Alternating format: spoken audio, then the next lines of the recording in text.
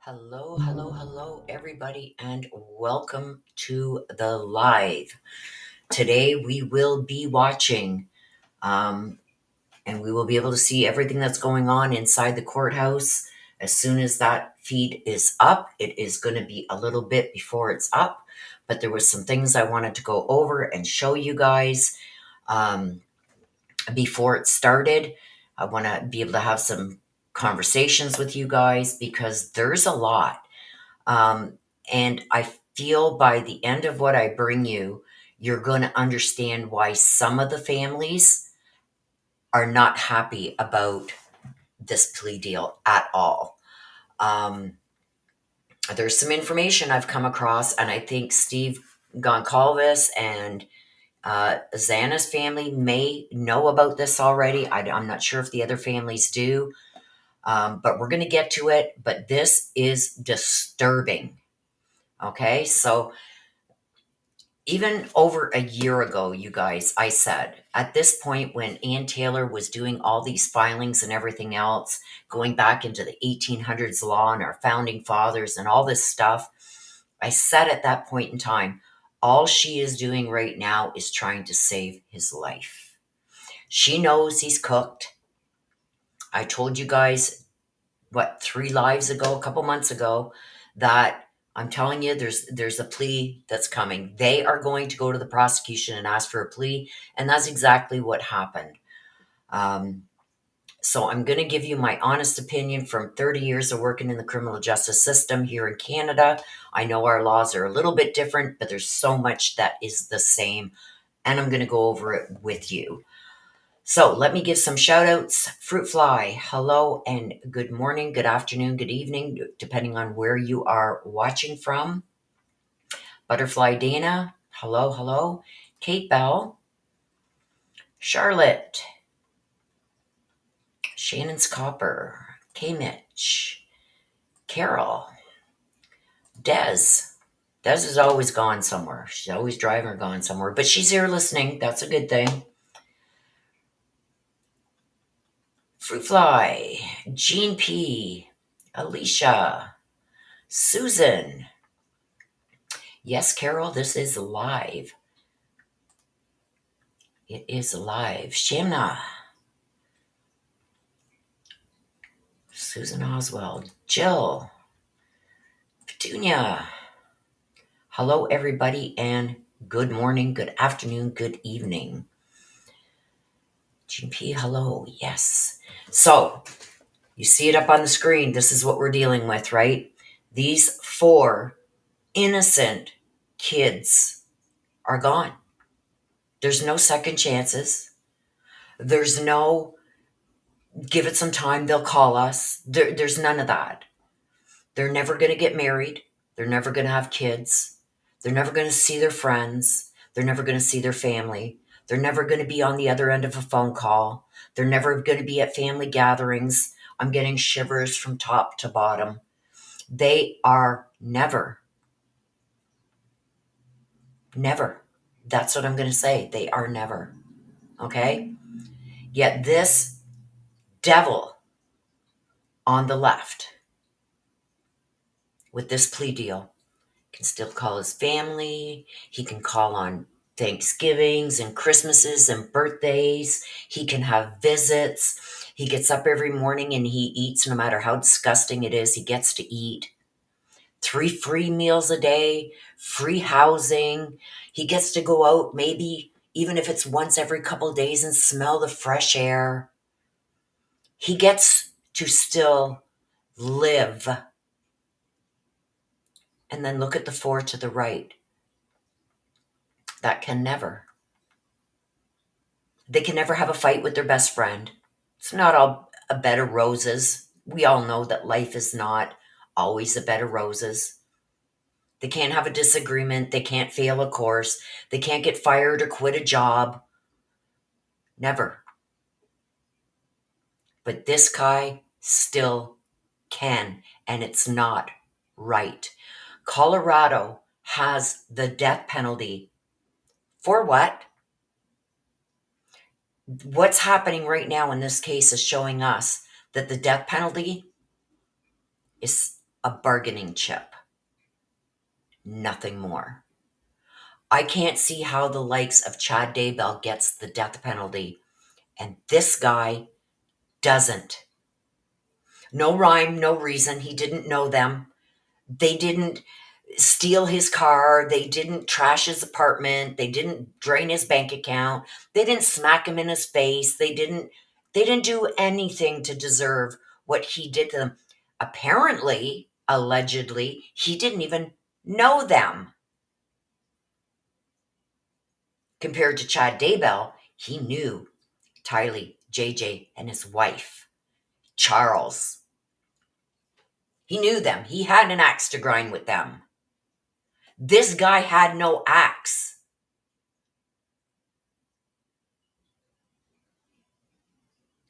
And yet, he's not facing the death penalty anymore. What is wrong with this picture? Idaho, sorry. Yes, I did. I meant Idaho. I'm so upset right now, you guys. But there's more. That if this guy right here isn't evil enough, he has a plan.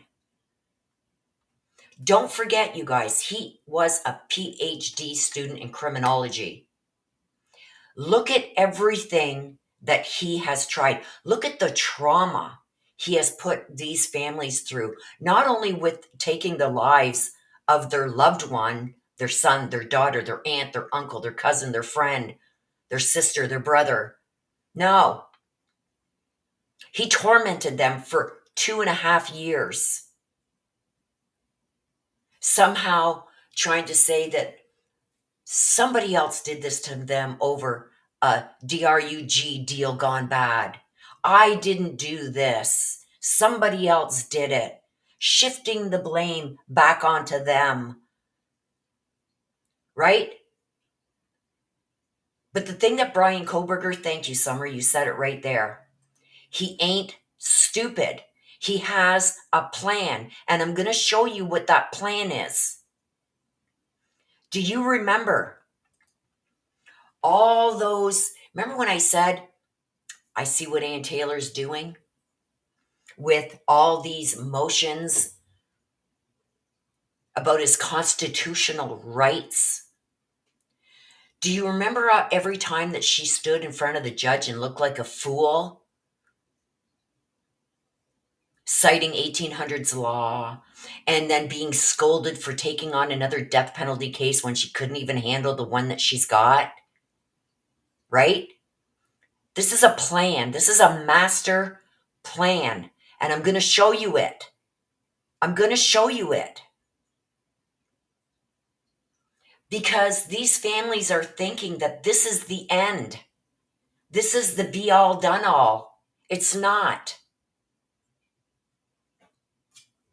I'm going to show you. Okay? But first, before I show you his plan, I want to go through some of these statements that were made by the family members. Xana's family, Bryan Kohberger's victims' families told prosecutors, "Don't you dare make a deal." That was Xana's family member. Okay? On the other end, we've got Maddie's family that says, "Our family continues to ache for Maddie, and we have spent well over 2 years grieving and focusing on healing from the trauma of losing her." I'm sure they have. And my heart and prayers go out to them. But they're not done. If they think that this is the end, it's not. The plea deal the prosecution has proposed is one that punishes the perpetrator for this horrendous crime, protects the public from further harm, and allows all of us who knew and loved these 4 young people to time to grieve without anxiety of the long and gruesome trial and years of appeals and potential for mistrials along the way. They're wrong. They're wrong. That's not what this plea is going to do. Bryan has a master plan. We thank Bill Thompson and his team for their dedication and painstaking work that forced the perpetrator to admit his guilt. May we all protect our peace in whatever way possible, unite in community, and focus on joy. Please do an act of kindness in Maddie's honor this week so a glimmer of Maddie's light may live on. I am going to do that. But they don't know what's coming, and I'm going to show you what's coming.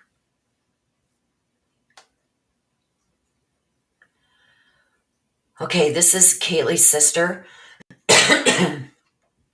Aubrey. Hello, my name is Aubrey Goncalves. I am the youngest member of the Goncalves family. Although I'm unable to be there in person, I refuse to stay silent about a situation that never should have required this kind of gathering in the first place.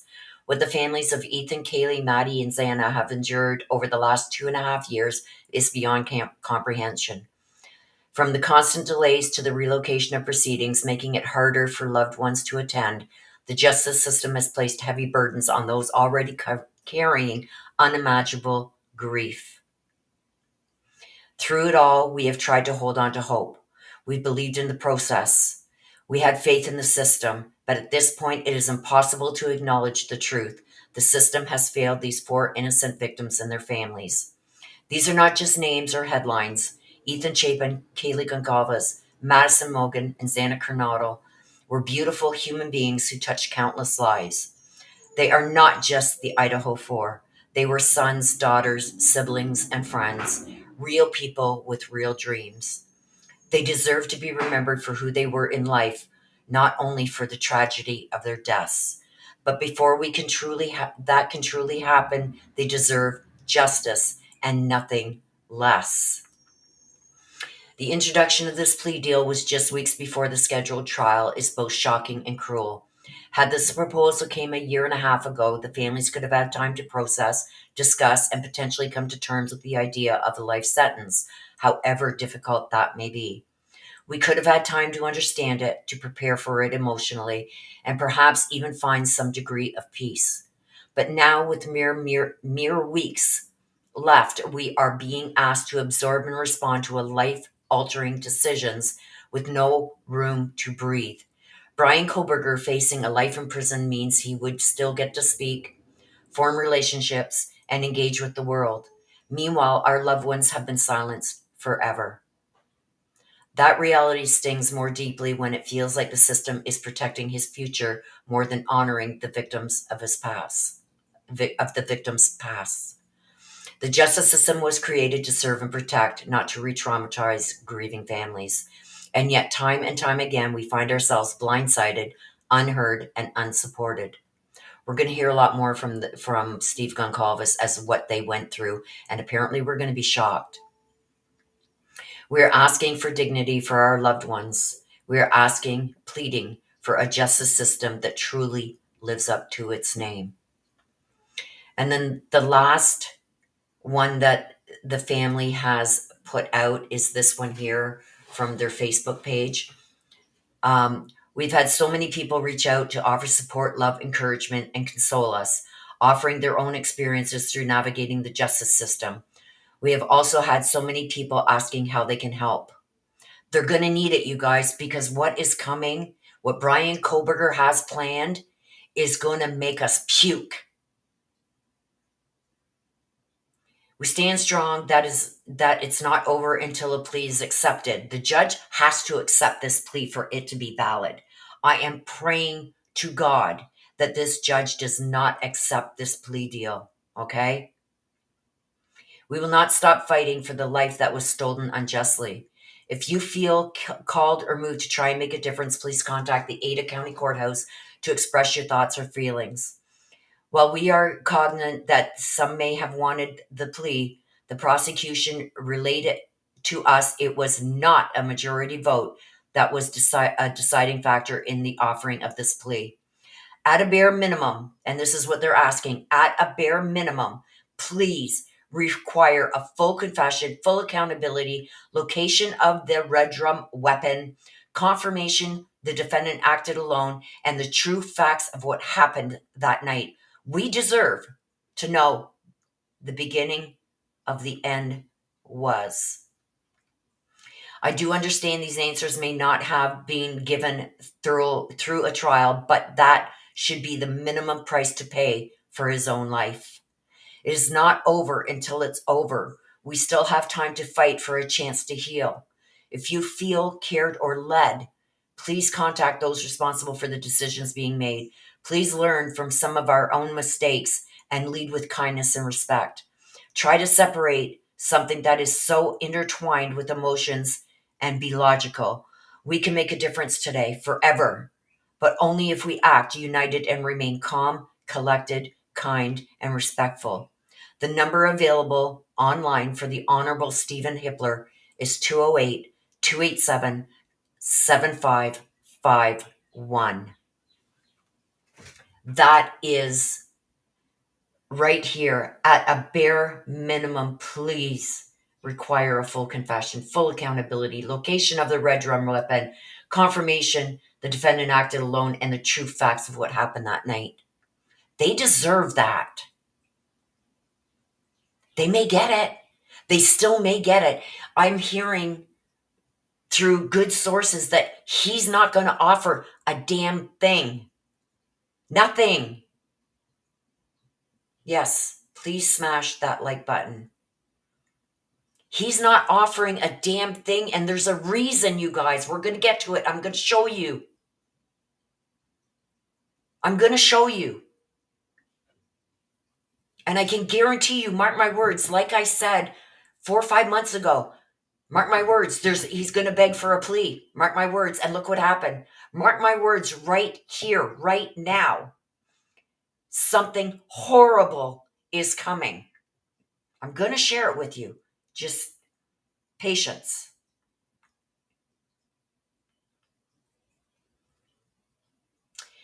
Now, all the family members are going to be in court today. Bryan Kohberger's parents, sisters, Maddie's family, Kaylee's family, Xana's family, Ethan's family. They're all going to be there. I don't know if Steve is going to be able to hold himself back from trying to get to Bryan Kohberger. Especially when things like this are being put out there. And this comment alone made me dig a little bit, because my mind, once I seen this comment that I'm going to show you guys, my mind started doing backflips. What the hell? How can this be? is Bryan Kohberger pulling another fast one. Don't forget, they wanted an extension for trial. They didn't get it. I'm going to tell you what he's up to. I'm going to show you. But I got to show you this first. This is a comment that got my mind going. Sherlock Romes commented, okay? Mark B just dropped a nuclear bomb on the state's case. Don't sign that plea deal, Bryan. Their surveillance footage is on your side. The time calculations are on your side. This is why the state is desperate enough to drop the death penalty to avoid trial. I know you have until Wednesday to decide, but the hard evidence is on your side. Don't sign it, Bryan. There are hundreds of these. Okay? Hundreds of comments like this. So now I'm going to show you in black and white what Bryan Kohberger has planned. First of all, this kind of gives me a little bit of hope before I show you. Gives me a little bit of hope that the judge may not accept the plea, because here is the hearing that is scheduled for today. Here is vacated hearings. Here is a canceled hearing. This here on July 28th, the sealed hearing, the sealed proceedings is still there. It's not vacated. Down here, the jury trial is still not vacated. The voir dire is still not vacated.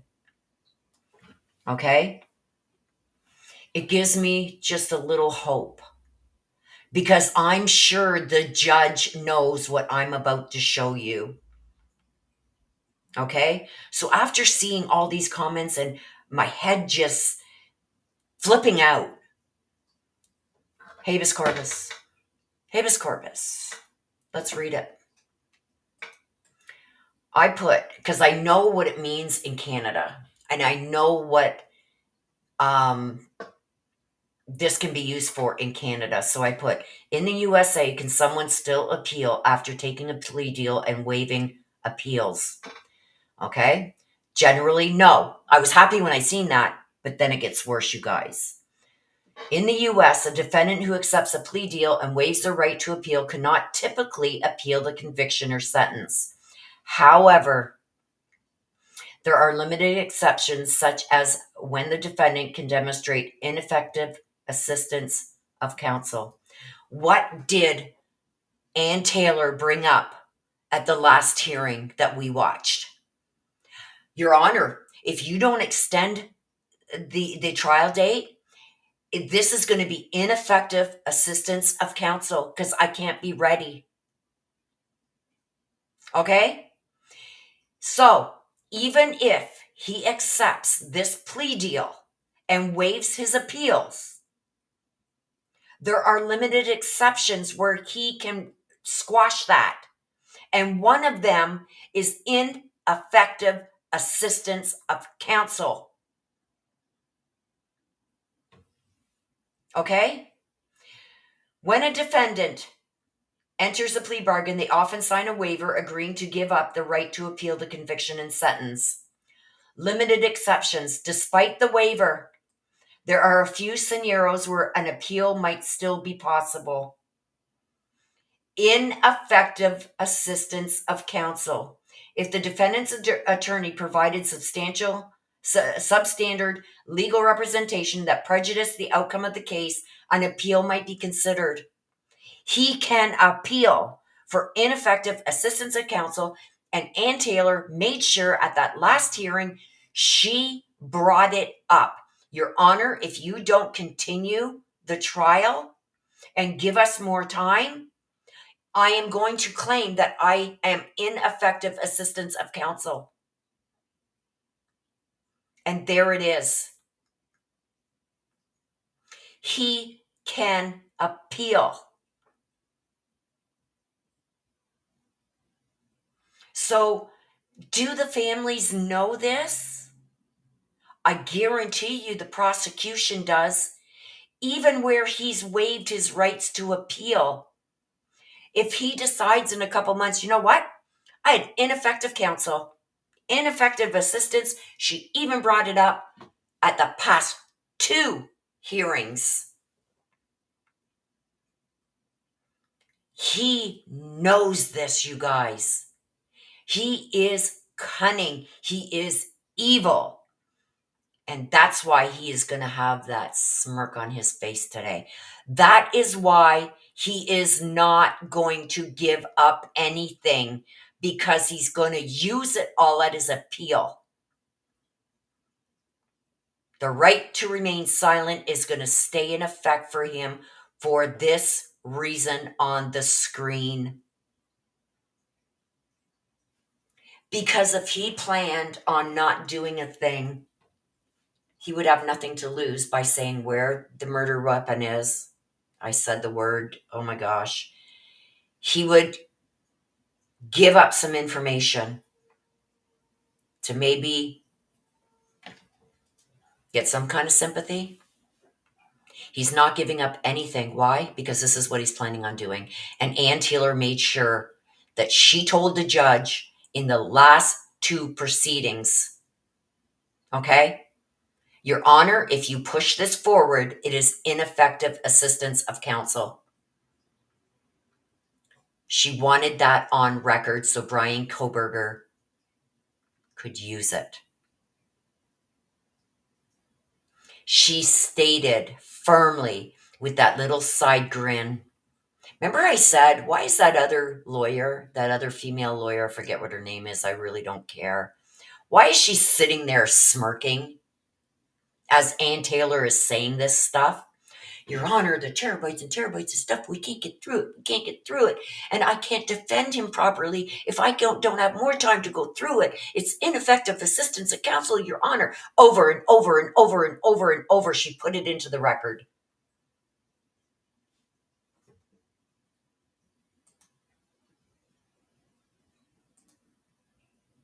And like I said, when I seen that, it made my stomach turn.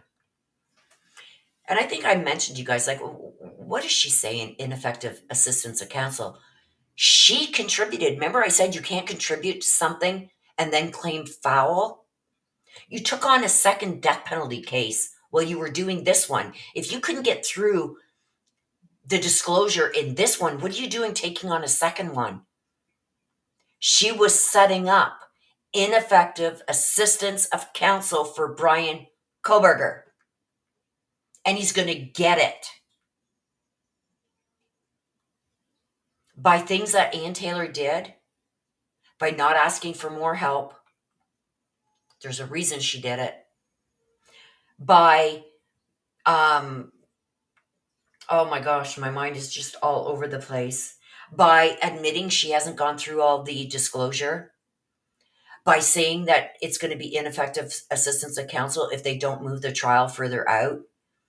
All these things, because her motions kept getting denied. Every time she tried to get the death penalty off the table, it was denied.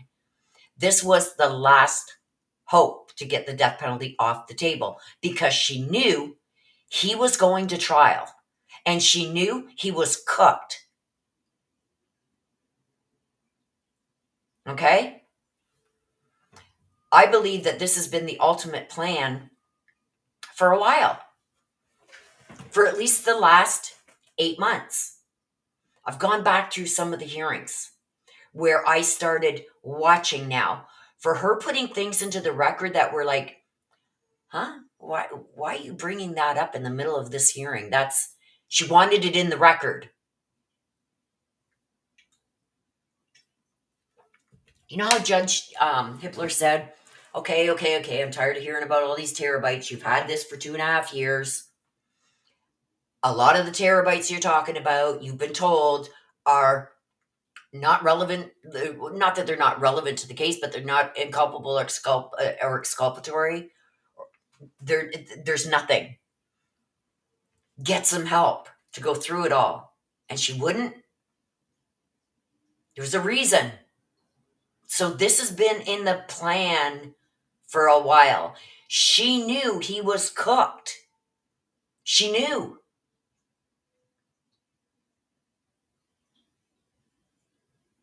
Look it to the right. Appeals after a guilty plea in Nevada. Ineffective assistance of counsel under both state and federal law. Defendants have the right to appeal using ineffective assistance of counsel. He's going to say, oh, she didn't tell me about all this. She didn't tell me that I could never appeal. She didn't tell me this. Remember also she put on the record that Bryan Kohberger was being very difficult to deal with? Right? Do you remember that? He's being so difficult to deal with. Ineffective assistance counsel. My counsel wouldn't listen to me. They didn't do what I wanted them to do. And they admitted it right in court and have it on the record, Your Honor. She can't get through the disclosure, Your Honor. It's on record. Your Honor, she's saying that she didn't even get a quarter of the way through it, Your Honor. It's on record. Your Honor, she didn't get the proper medical records, Your Honor. She didn't do all this stuff, Your Honor. Your Honor, she didn't submit this in time. She set it up for him. She set it up for him. Don't tell me they didn't have this conversation. Bryan, the only thing I can do at this point is spare your life. We can't win this case. What can we do so somewhere down the road after we try this plea that you can get an appeal? This is what I'm going to do for you, Bryan. This is what I'm going to do for you, and I'm going to make sure I get it into the record. And that's what she did.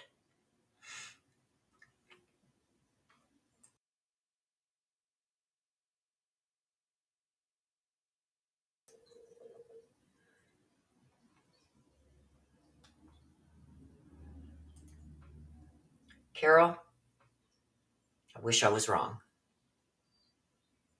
I wish I was wrong. Why do you think somebody like the likes of Bryan that wanted to follow in Bundy's footsteps? Look at what Bundy did. He's following that. He's following it. I wish I was wrong, but I think I'm right. And I think, mark my words, this is long before this hearing even starts. This is what he's going to do.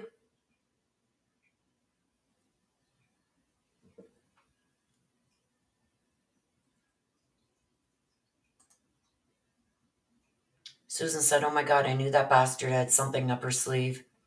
Or that bitch, one of the two. And I'm going to say it. She knew she couldn't win. She has a winning reputation, right?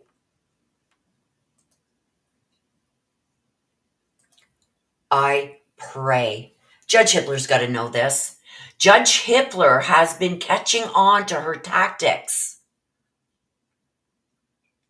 And did you see his face when she looked at him and said, Your Honor, if you don't vacate the trial date and push it out, it's going to be ineffective assistance of counsel. Do you not think that that is in his head? He's a smart guy. And I hope to God, I pray, please, everybody in this room, we got 82 of you, pray with everything. Even if you're not a religious person, please pray that he does not accept this plea deal.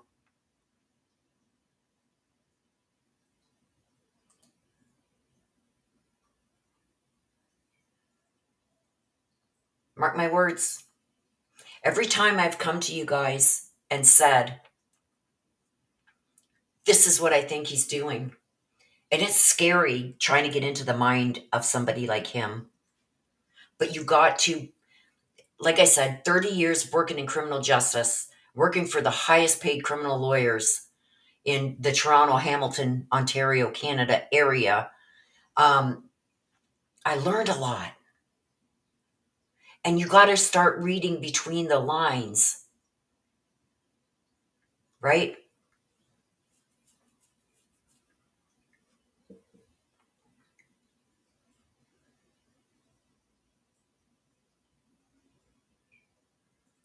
I hope so.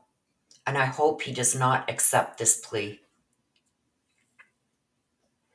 Like I said, Chad Daybell got the death penalty. One body less than what happened here. In Chad Daybell, he was on trial for 3. Tylee, JJ, and his wife. There's 4 here. Chad Daybell got the death penalty. And there was overwhelming evidence. And we started seeing some of it come out. That Bryan Kohberger was their guy. The prosecution slapped these victims' families in the face. And apparently there's more that we don't know that Steve Goncalves is going to come out with.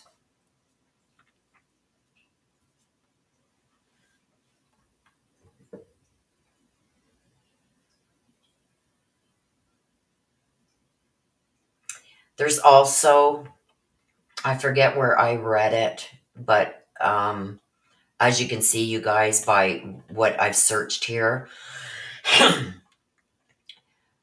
not only can he file an appeal for ineffective assistance of counsel, he can also file an appeal if he feels, if it's deemed his constitutional rights were violated throughout the process. And I guarantee he's going to use it there too.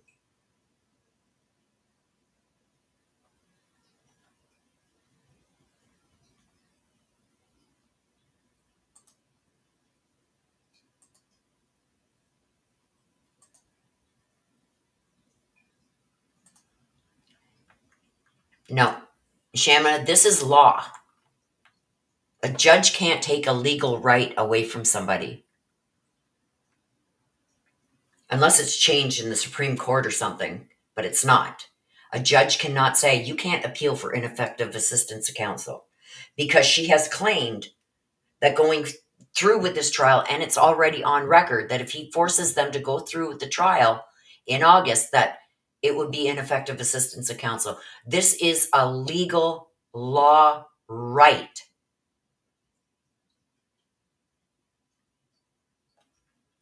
This can't be taken away from him. The judge cannot say, you can't appeal.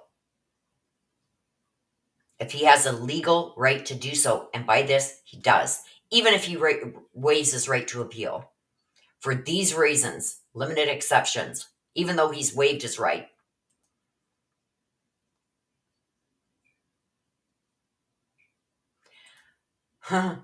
Vera Ray.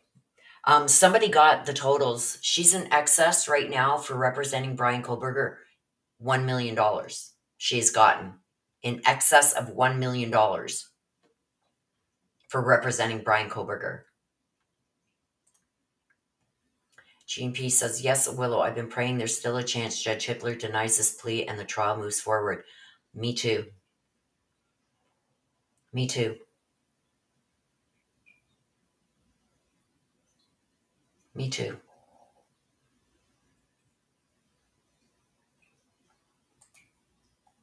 Me too.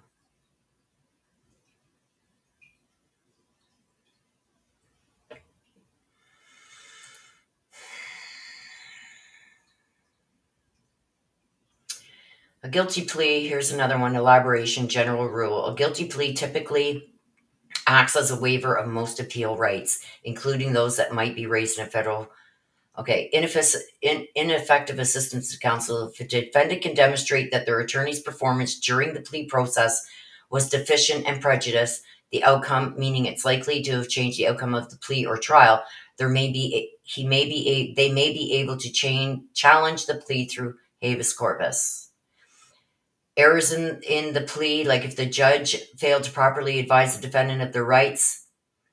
Involuntary plea, if the defendant can show that their guilty plea was not entered knowingly, voluntarily, and intelligently, he can say, hey, my mental health things, I didn't totally understand all this. Even though you explained it to me, I didn't really understand it.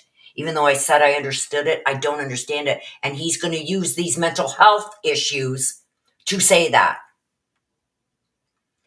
Federal habeas corpus is a legal procedure that allows a person in state custody to petition a federal court to review their conviction. The petitioner argues that their detention violates federal law or the U.S. Constitution. While federal habeas corpus review is generally limited, it can provide a remedy when the state court procedures fail to adequately protect a defendant's federal constitutional rights. And one of those federal constitutional rights is effective assistance of counsel.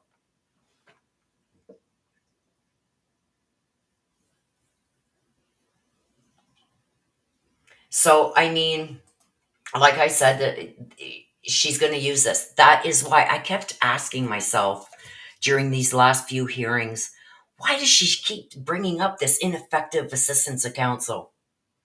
Why does she keep bringing up she's not through all this stuff? But she hasn't hired any help, although she was told to months beforehand. I'm putting a letter into the judge's assistants there to get you help, and she didn't apply for it. There's reasons. She didn't want the help because she needed Bryan to be able to claim ineffective assistance of counsel. I hope the judge is 10 steps ahead. So for the two families that think this is the end all, it's not. It's not. And if this isn't going on in my own head, thinking about this, don't think that this psycho sociopath devil isn't thinking of this. And he's going to use his mental health. And that's why I think they also said that they wanted something else, another psychiatrist or psychologist to evaluate him. That's going to take months to do because he may also have this, which we don't know what it is because they blacked it out. He's going to claim, I have this too, and I didn't fully understand. They did not, that's not the way my lawyer explained it to me. Yes, the judge can say, I don't accept it.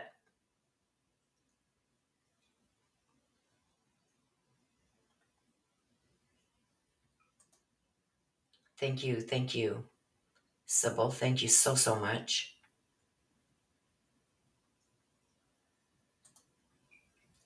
I know they are. But if anybody deserves the DP, it's him. Chad Daybell got it. They have the evidence to put this guy away until he is put to DP.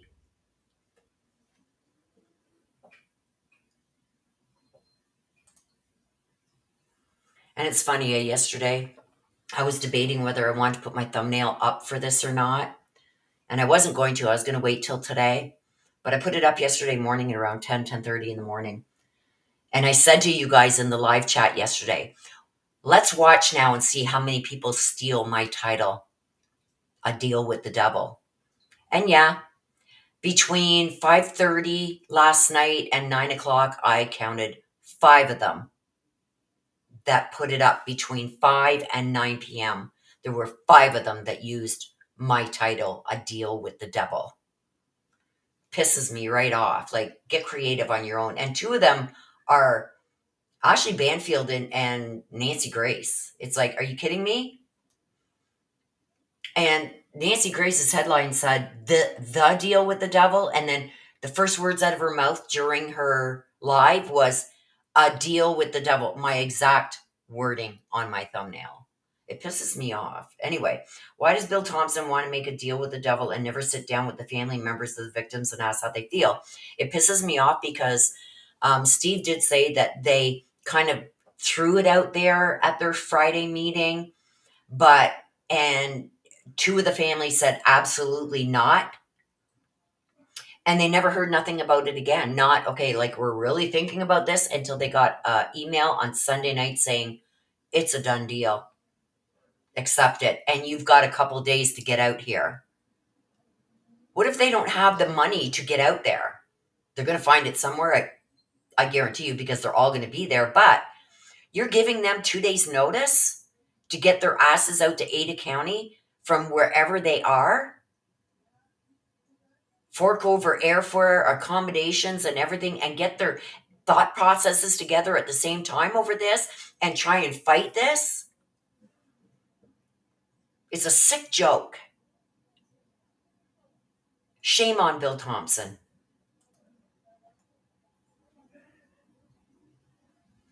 If the judge does not accept the plea, yes, the trial goes forward.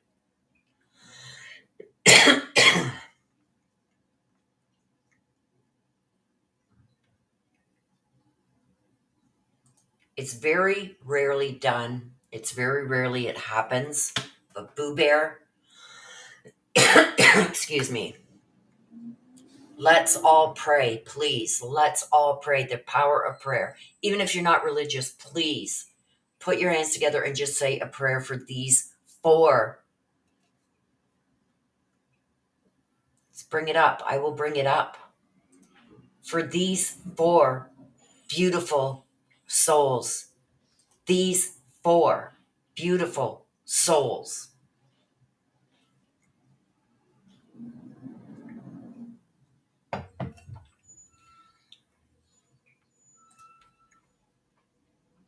GP says, I wish the victim family members got a fair say in the plea, but they didn't. No, they didn't. Yep, but he could. Like, he's fed up with Ann Taylor's tactics already, and it's got to be going through the judge's mind. Like, why are you bringing up ineffective assistance of counsel? Why? If I'm thinking it, the judge is a million times smarter than me. Come on, he's got to be thinking it.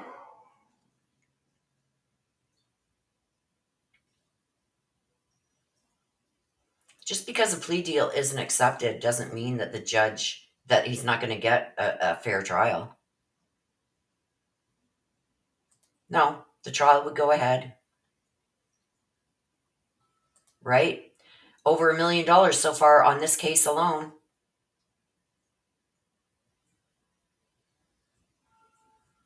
No, absolutely not, Shamna.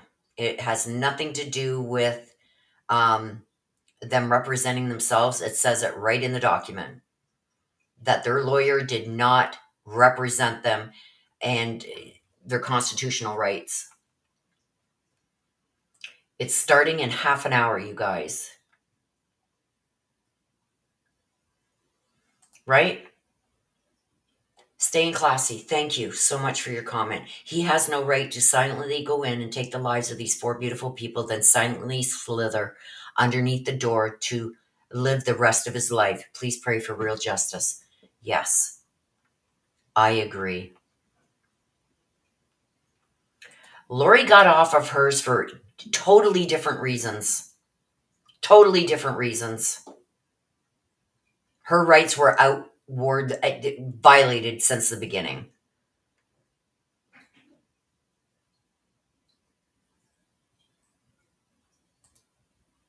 Yeah, there's another one, Summer, that he's trying to claim that he has, and they wanted him to be evaluated again, but it was denied. Good afternoon, Vera Moy.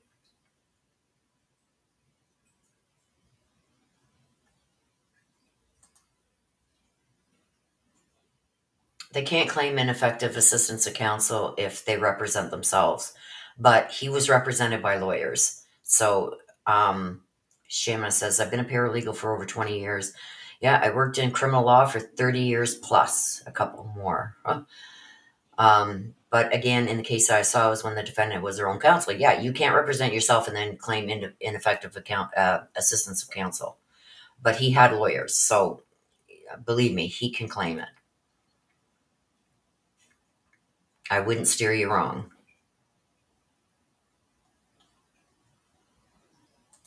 Court starts at 1 p.m. Eastern, so in 25 minutes. 25 minutes, Mystic Insights. GP says, BK wanted to keep the cameras out of the courtroom and from a body language expert analyzing him on YouTube. I don't listen to the body. I listen to the evidence and I listen to the verified facts. Body language experts are always open to interpretation. 1 p.m. Eastern, 25 minutes from now. Yep, Nancy Grace did use it.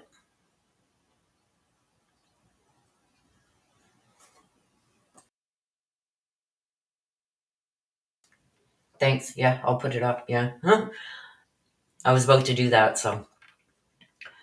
Okay, sorry about that, you guys. He gets away with committing the perfect crime. Is that what he always wanted because he thinks he's so much smarter than everyone else? Paula, I agree. I have no idea, right? It's happening a lot with my stuff. People are showing it on their channel as if it was their own. Even some of my reads and everything, they're copying my reads, and that's why they don't show you shuffling the cards and everything, because they're getting the same decks as me. That's why they're always asking me what decks I use. They're getting the same decks as me. They may change up a couple cards, but that's why they don't show you shuffling the deck and the cards popping out, because they have them in their hands and they're trying to line it up with my reads. And my lives on cases like this and thumbnails, and I don't know why. Mystic Insights, it starts in 25 minutes. So no matter where you are, it starts in 25 minutes.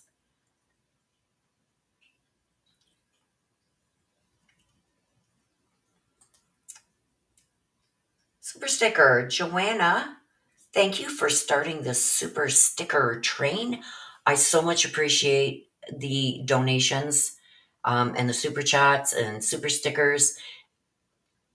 It tells me a lot that you guys appreciate what I'm doing and the time and effort that I put into these videos. It's very time consuming. I've been up since 5 o'clock this morning getting all this and searching for more information so I could bring you guys the verified facts. So, yes, that helps. And I appreciate you so, so much, Joanna. Carol says to Bill Thompson, it's still a win. I would be ashamed. I would be ashamed. I would be ashamed, especially knowing that he went behind their backs without even giving them a heads up that they were thinking of really doing this before sending them an email saying it was a done deal. Gene P says, I pray all the pro-burgers are disappointed when Judge Hitler rules plea deal denied. I hope he does. But I'm telling you, they're out in full force, the pro-burgers, and they're saying that the only reason he's pleading guilty is because of all the media, and this case has been tried in the media, and the jury's been prejudiced already. And yeah.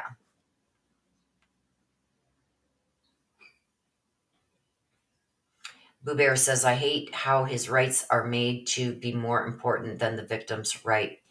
What makes his life more valuable than these 4 victims? Let me just check the court site. Yeah, it's not up yet, you guys. We've got 21 minutes left. They're not even showing the courtroom yet. So as soon as they do start showing the courtroom, I will put it up on screen.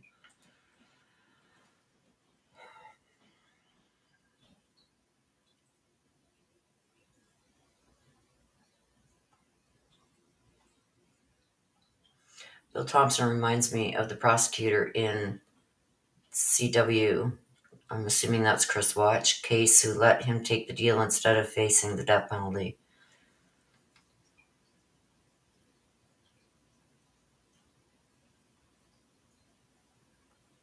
Yep. Shamana says, I meant that in the case where the judge said they can't claim ineffective assistance to counsel is in a case where the defendant represented themselves. Yes. You can't contribute to the cause and then claim foul. And that goes right across every legal aspect of a trial. You can't be the cause of something happening and then claim foul. Mystic Insight says, as a mother with a child with autism, I'm disgusted he tried to use that. Yep.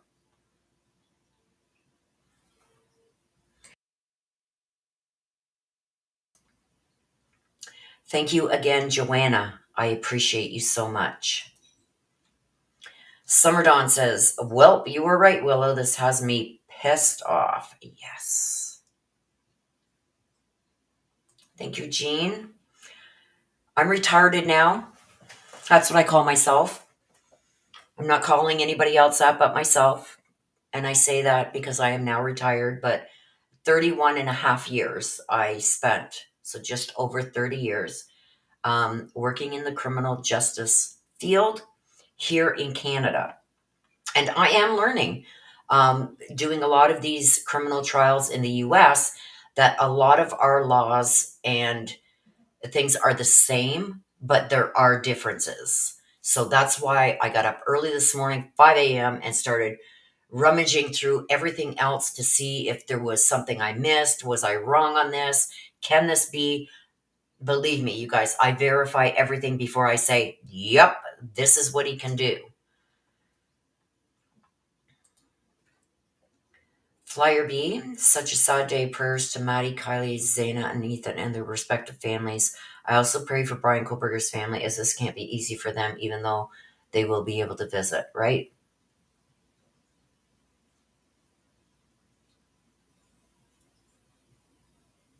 But I think they were going to lie for him.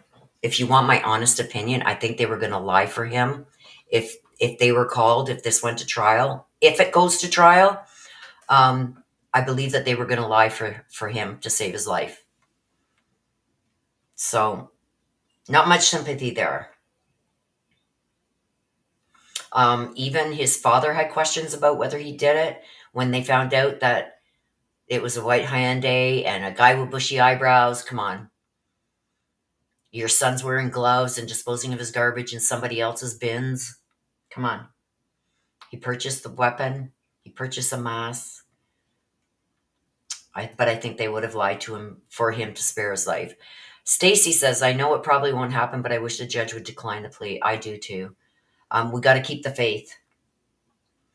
Shama says, I have no faith in the justice system anymore. I'm glad I got out when I did. And this is my way still of giving back.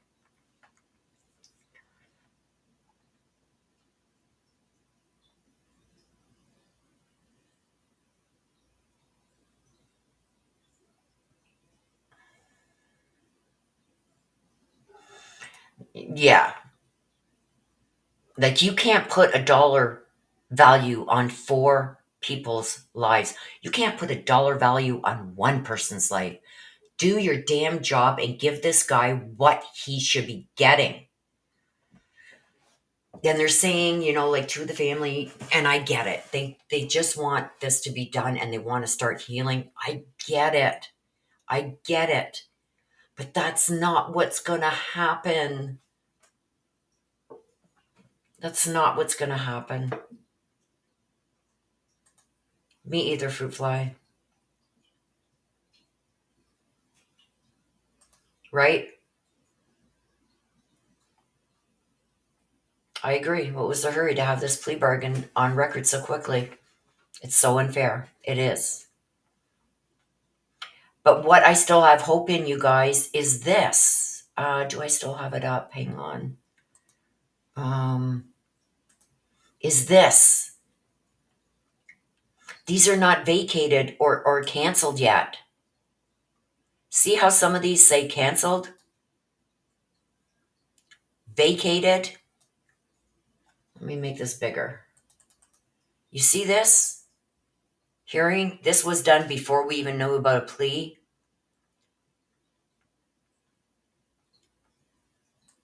Vacated. The sealed proceedings on July 28th to August 1st is still there. The voir dire is still there. And the trial date is still there. Nothing has been vacated. This is why I am keeping my hopes up. I'm keeping my hopes up that the judge denies this.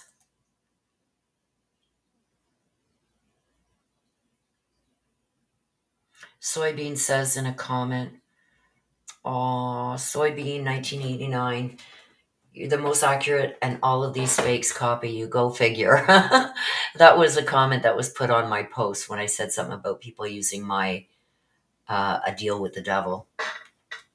Thank you, Soya Bean. I hope you're in here, and if you are, thank you. I appreciate you.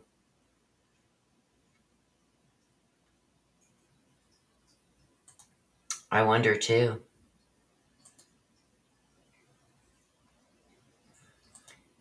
It's no, no, no, no.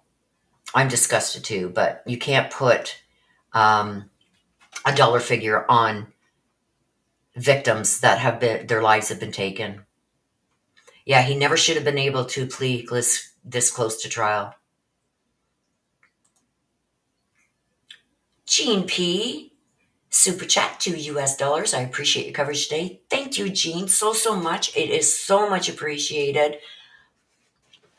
Beyond belief. I can't thank you guys enough for your super chats and your donations. It keeps me going, you guys.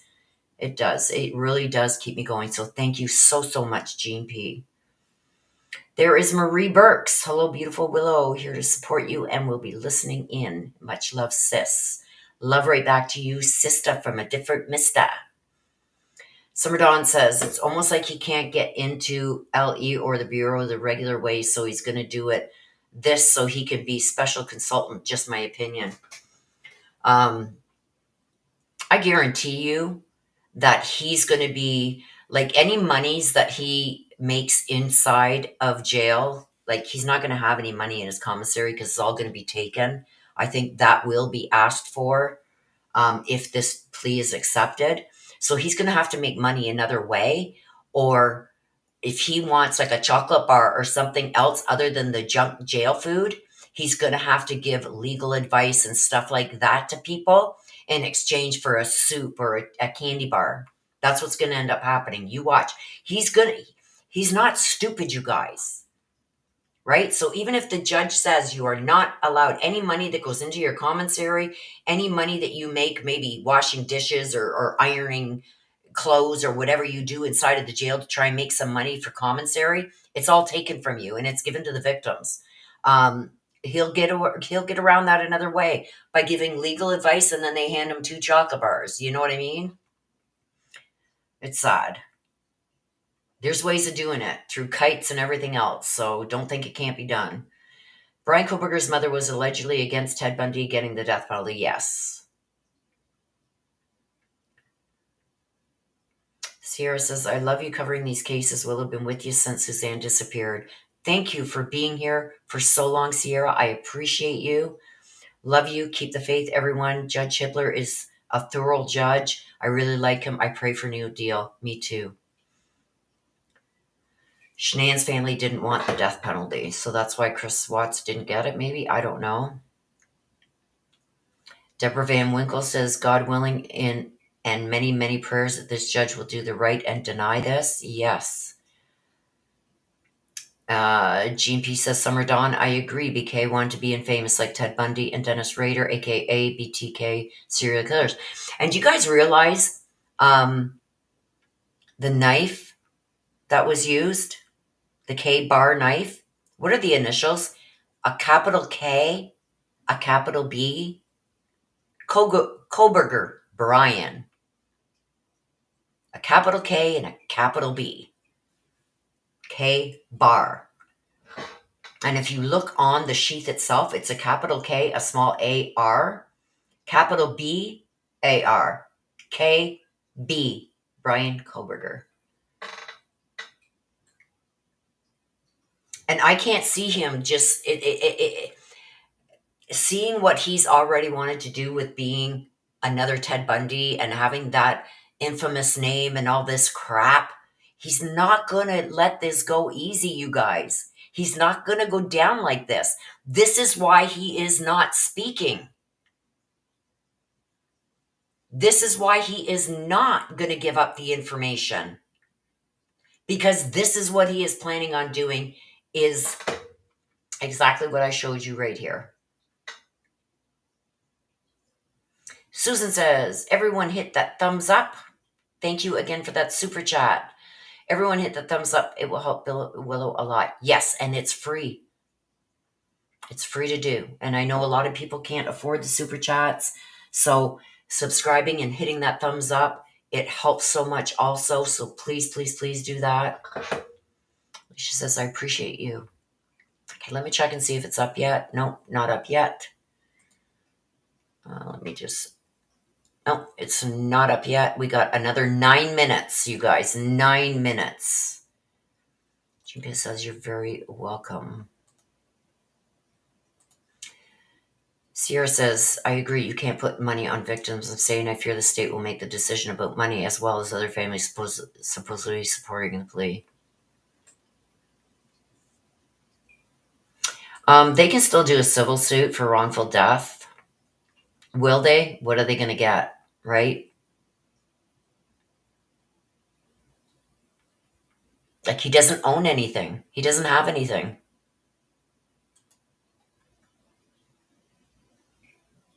Smiling is contagious. Hello, I'm glad you're here. It will be starting in 9 minutes. I'm getting ready to take this down, which is on the screen. Right? Yeah, the BTK killer, he wanted to be the KB killer. K bar. Bryan Kohberger. Yep.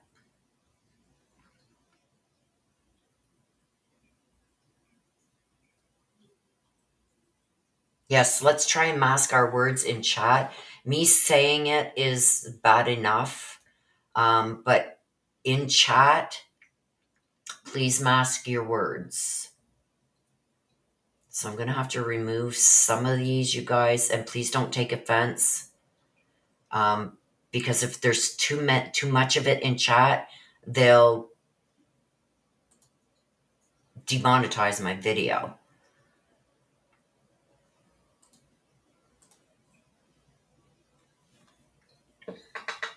There's still time. Yes, there is still time. Keep praying. As soon as I see the courtroom up, you guys, I will be putting it up on screen. It is not up yet, but it will be. We got 7 minutes left and counting.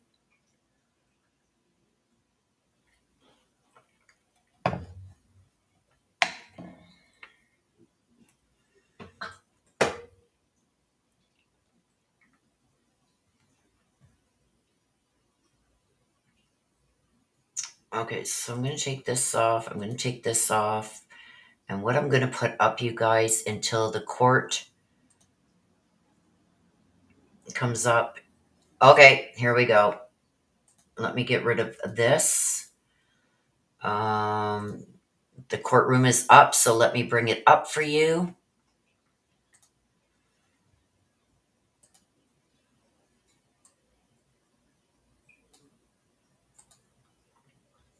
So as soon as it starts, we will see it.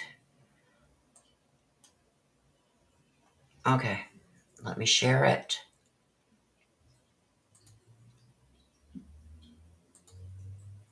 There we go. Court will resume shortly. Oh my gosh, you guys. Oh, come on. I gotta make sure my volume doesn't go off there. Okay, let me take this off the screen.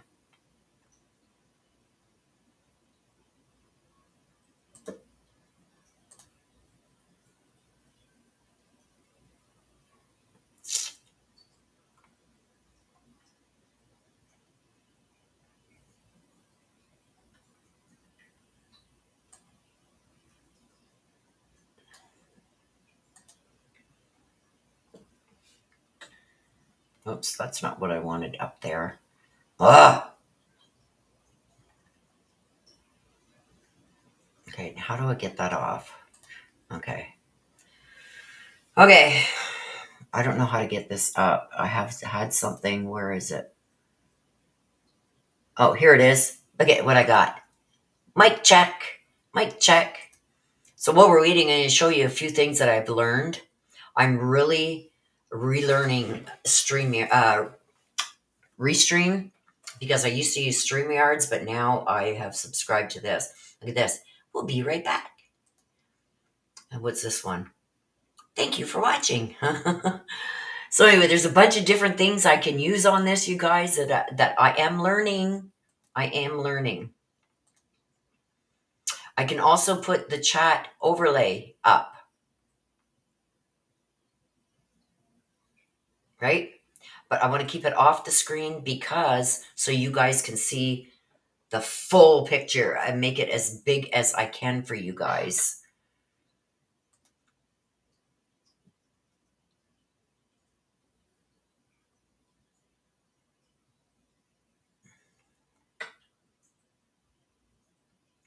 Oh, thank you, Gene P. Thank you so much. I appreciate you.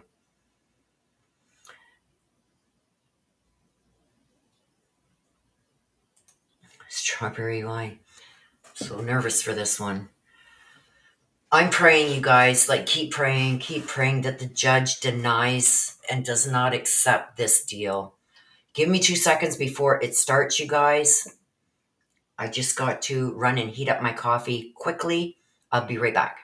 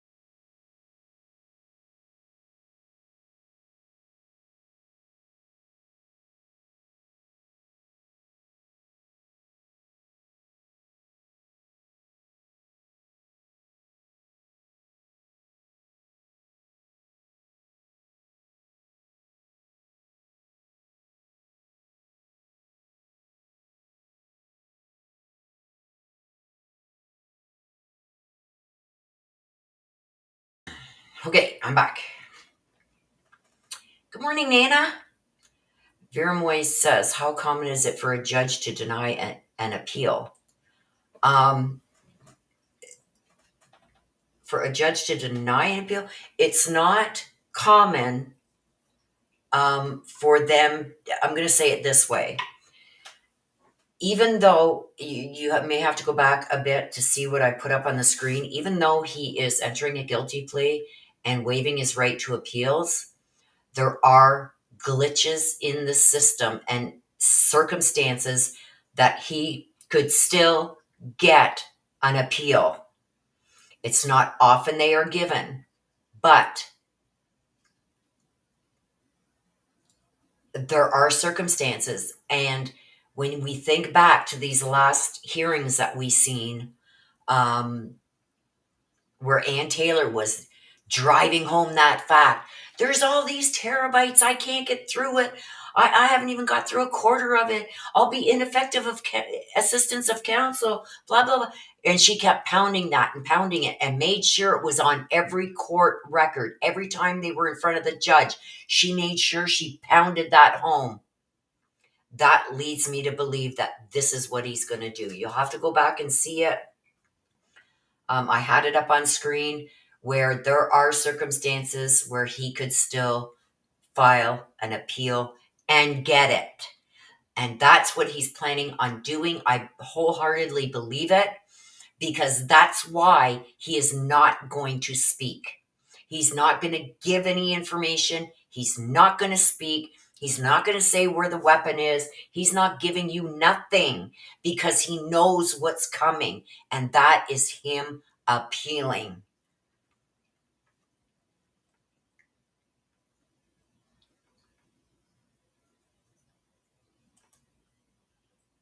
If the judge does not accept the plea, I believe he will give the reasons why. Fruit Fly says, I thought you were going to say I'd deliver at your door. Nope, not today. And don't forget, tomorrow, you guys, make sure you're here, 1 p.m. Eastern. I'm going to have some surprise guests. I'm hoping to have Tube Crime. If he wants to come up, that's great. I'm going to have Jules another day in the car, and I'm also going to have Martin and hopefully my brother, AK. And we are going to be talking everything Barry Morphew and Suzanne Morphew. The thumbnail will be up this afternoon. So make sure you hit your notification on that thumbnail so you can come and ask away your questions. Martin is very knowledgeable. Jules is near where this happened in Colorado. Martin and AK worked on this tirelessly. They have so many of the answers that we may have for them. So they're going to be here tomorrow, 1 p.m. And I'm hoping Tube Crime will come up on panel too.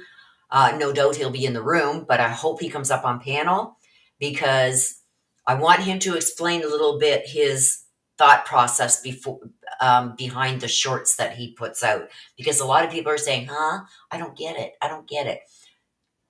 Hopefully he's here to explain that stuff to you. Jean says, yes, Ann Taylor told the judge there are thousands and thousands and thousands and thousands of pages of documents she has yet to read. Yeah. Marie says, oh, handsome blue eyes. Yeah. He's gone through a lot, you guys. He's my brother and I'll love him till the day I die, but he's gone through some stuff. And, if he's going to be here, he's going to be here. And please don't question him about it. If it's his story to tell, if he wants to tell it.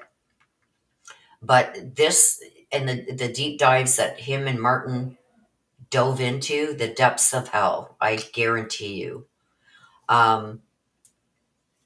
It messes with you. It messes with you. Your trust level goes way down. Sometimes to zilch. Your trust of other people, of the system, of police, of people in general. And all they tried to do was bring out the truth, and they were terrorized by so many people.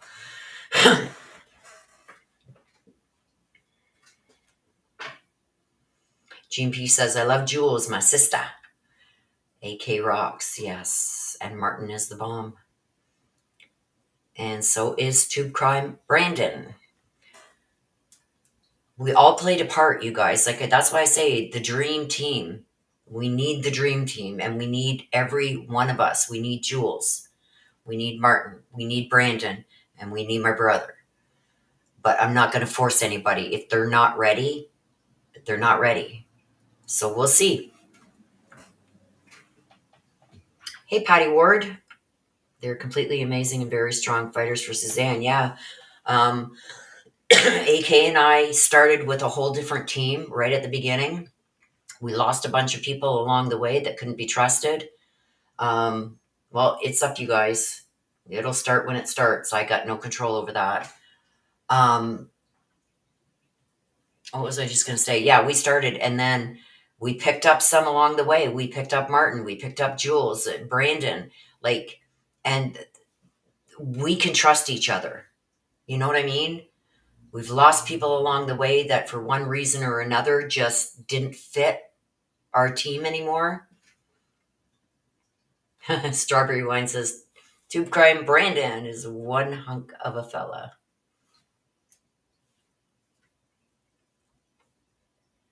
You guys, we don't know what's going on in the courtroom right now.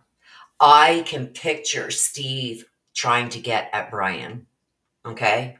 We don't know what's going on in the courtroom. Let me just stop sharing for a second and check something here.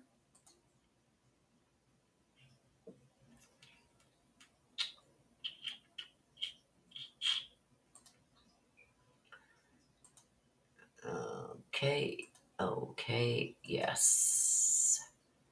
I wanted to make sure that my audio was shared. Yeah, he was put through hell. And he went to bat. He went to bat for me and him when we were both being accused of hacking into the WebEx.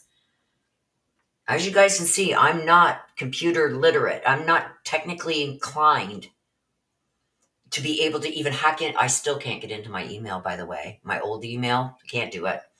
They've given me instructions on how to do it and everything. I still can't get in. Um, but he went to bat and he drove 2.5 hours, 3 hours, whatever it took him to get from his home. And I almost said where, from his home to the courthouse, to go in that courtroom and face the judge and say, we had nothing to do with it. I've got the transcript of that. Oh, who's Willow? So when, he was obviously cleared right away. So then the defense tried to pin it on me. And so the judge started questioning Kurt about me. And it's like, oh, hell no. No, no, no. I got the transcript. I got the whole transcript of when Kurt was there at court. So thank God for him. You know what I mean? I don't know if they would ever try and get me to go in front of the court from Canada. I don't know. But I didn't do what they were accusing me of doing. It was a red herring that the defense cooked up. Because you could go and watch Kurt's live that he was doing or my live, and you will see we never showed the court. We never showed or any audio, no video, no nothing. I was just repeating what was coming out of the courtroom via tweets. But they were trying to say that I was in the courtroom and secretly recording. And it's like, screw you. Like, no, I'm sitting here in, how they call it, the Great White North. What about your sister in the Willow in the Great White North? And Kurt acted like dumb, like he didn't. Who? The tree? He says, because the judge said to him, he says, what about Willow? He says, the tree? Ah. And the judge says, no, your sister in the Great White North. Oh, he says, I don't know. I don't know her. Oh, frig, it was funny. But he did. Neither one of us, Your Honor, were live streaming. Neither one of us hacked into this. She can't even get into her own email. Yeah, he did. He brought bail money. And he said that to the judge. I got the whole transcript. I brought bail money, Your Honor. Left his phone, everything, a value in his Jeep. And then the judge tried to say that Kurt was stalking him in a pickup truck. Kurt never owned a pickup truck. No, they didn't have my name. They have Willow. That's it. They have no idea where I live in Canada. They just said the Great White North.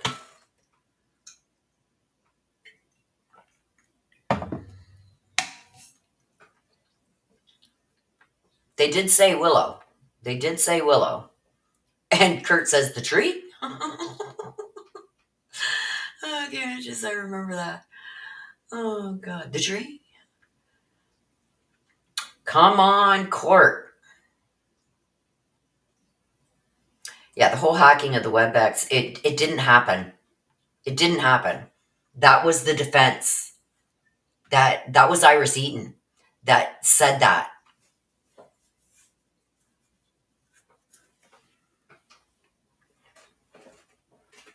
And that was a tactic because they didn't want us reporting. They hated Kurt. The defense hated Kurt because he was bringing out the truth of how things weren't adding up and how the defense was messing around with the times and everything and the GPS, how they weren't saying it properly or they were trying to give false information to the court. And he was calling them on it and showing them how they were wrong. And they hated him. And I was collateral damage because me and him were so close and working together. So they came after both of us. No, never apologize to either one of us. I should go after her for defamation of character. Bitch. Anyway.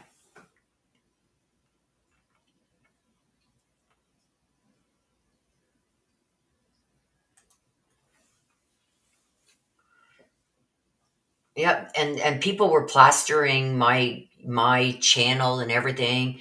If you're subscribed to Above and Beyond Ancestor readings, unsubscribe. She's doing this, and she's the one that hacked the WebEx. That's why we can't see the WebEx. That was somebody who had a vendetta against me, and she had a vendetta against me because I told Kurt, don't give her any information. I don't trust her. And from that time on, she tried to attack me right, left, and center. And then he finally caught on when I showed him some of the stuff. And anyway, Daniel says, yeah, you should. Come on. Chop, chop. Let's go. This could be a good sign or a bad sign. Fruit fly. Fruit fly says, Willow, behave yourself. I will. I promise. No. If the judge accepts the plea, there will be a date that there'll be several dates set after this. And the families will get a chance to give victim impact statements.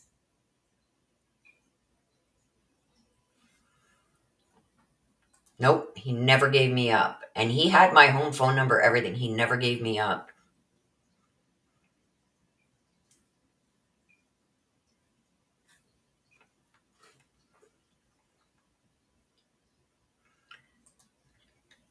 Flyer says, you and AK are the best. You work so well together. Miss AK and Martins. Well, Flyer B, be here on Thursday, tomorrow at 1 o'clock Eastern. You won't have to miss us for long. We're all going to be back together. It's 11/11. Make a wish. Make a wish. It's 11/11. I wish the judge denies the plea. Please don't let the judge accept the plea. That's my wish for 11/11.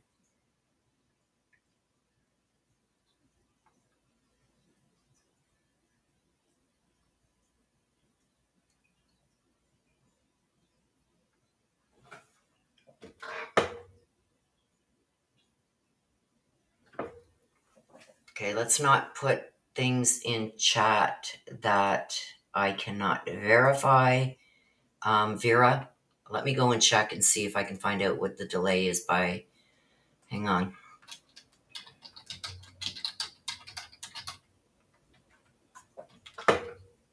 Give me 2 seconds, you guys.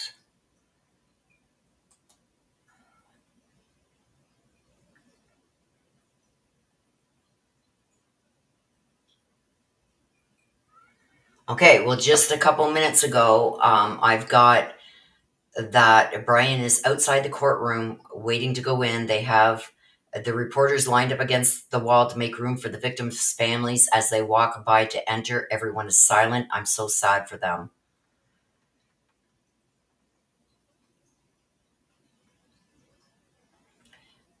I wonder if Steve's seen my post too. Steve Goncalves outside court says the prosecutors made a deal with the devil. There's my slogan again, a deal with the devil. Kaylee's family has arrived. Steve walked the family to the front of the courthouse. They all went inside, but Steve is now leaving. He said yesterday he couldn't be in there. Yeah, because I think that okay, so thank you, Vera. I just verified it. Brian Enton is reporting that Steve said he couldn't go in there because I could see Steve going after Bryan Kohberger. Ethan Chapin's family is there.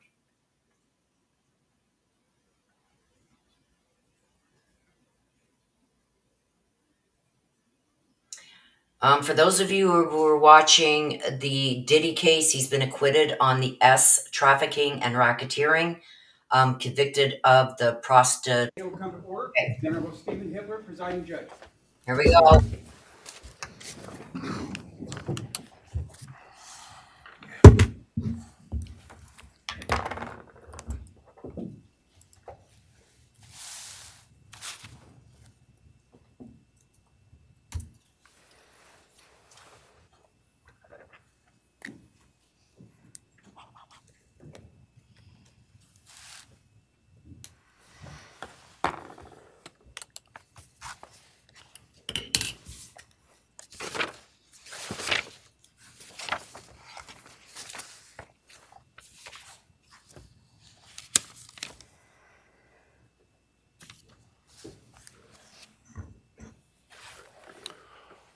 All right, this is CR 0124316665. Defendant is present in custody with counsel, Ms. Thompson, Ms. Jennings, and, pardon me, Ms. Taylor, Ms. Massoff, and Ms. Barlow. The state's present with Mr. Thompson, Mr. Horowitz, Ms. Jennings, and Mr. Nye is here as well. Am I miss anybody? I'm sorry. Ms. Allen is here as well. Ms. Your Allen Honor. is here as well. Very well, thank you. All right, we are here today to entertain a change of plea. Before I start, I want to address some issues of concern and otherwise. First, I appreciate everybody in attendance today being on their best behavior. Please, no outbursts or demonstrations. Any such conduct will result in immediate removal and may result in an inability to attend further court proceedings in this case. I want to point out that there have been calls by some for the public to contact me and my office in an attempt to influence my decision-making in this case. This has been extraordinarily disruptive for court staff and the ability for them to get work done, not only in this case, but in other cases where defendants are entitled to have their cases processed, and frankly, as important, if not more so, for victims to have their cases processed in those cases. It's also highly inappropriate. A court is not supposed to, and this court will never, take into account public sentiment in making an opinion regarding its judicial decisions in cases. Courts should, and I always will, make decisions based on where the facts and the law lead me, period. I have not read any of the numerous messages nor listened to any of the numerous voicemails that have been sent to me and my staff. Those have all been forwarded to security and, where appropriate, to law enforcement. I ask that you not continue to mount such campaigns or to send me information like this because, again, it is not appropriate and frankly not something I would take into account when deciding a matter in a case like this. I also want people to understand some very basic concepts about the ideas of separation of powers and what the court's duties are and what the duties and the rights of the executive, or in this case, the prosecuting attorney, is. The executive, the elected prosecutor, is the sole authority in deciding what charges to pursue, including whether, as well as what penalties to ask for, and what penalties to pursue, including the death penalty. This court cannot require the prosecutor to seek the death penalty, nor would it be appropriate for this court to attempt to do that. This court, in considering a plea agreement, if it were to reject this plea agreement, cannot force the state to seek the death penalty.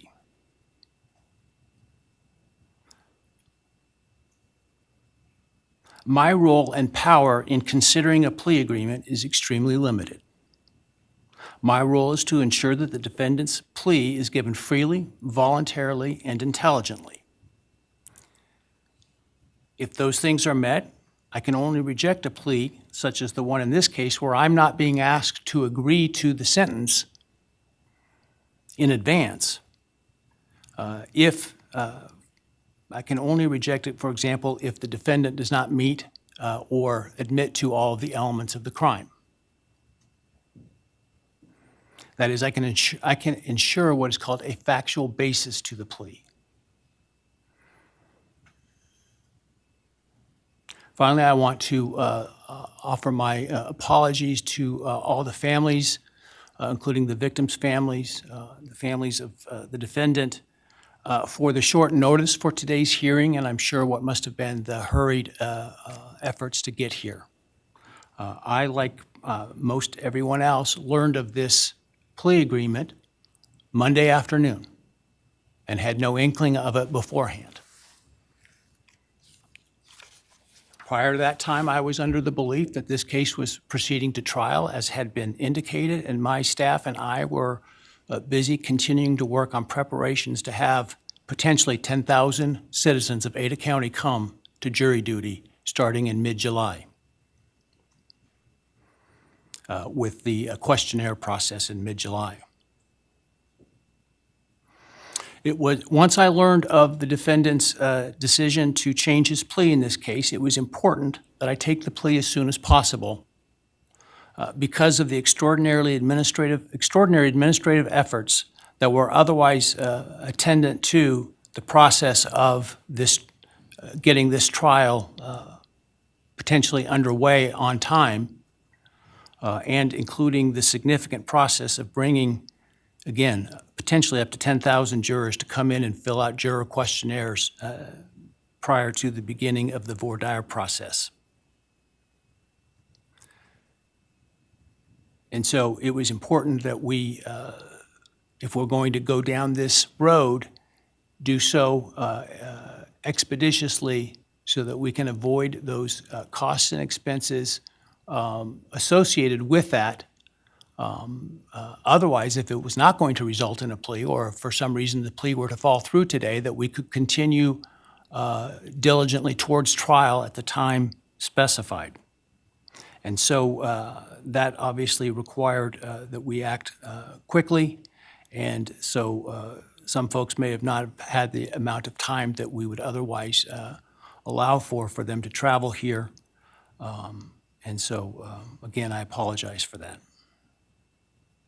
I want to make people aware that during the hearing, if you are to leave the courtroom for any reason, you will not be readmitted during the hearing. Also, when we finish the hearing this morning, I ask that the public and media wait in their seats until the victims' families and the defendants' families and others are escorted out of the courtroom before you start to leave.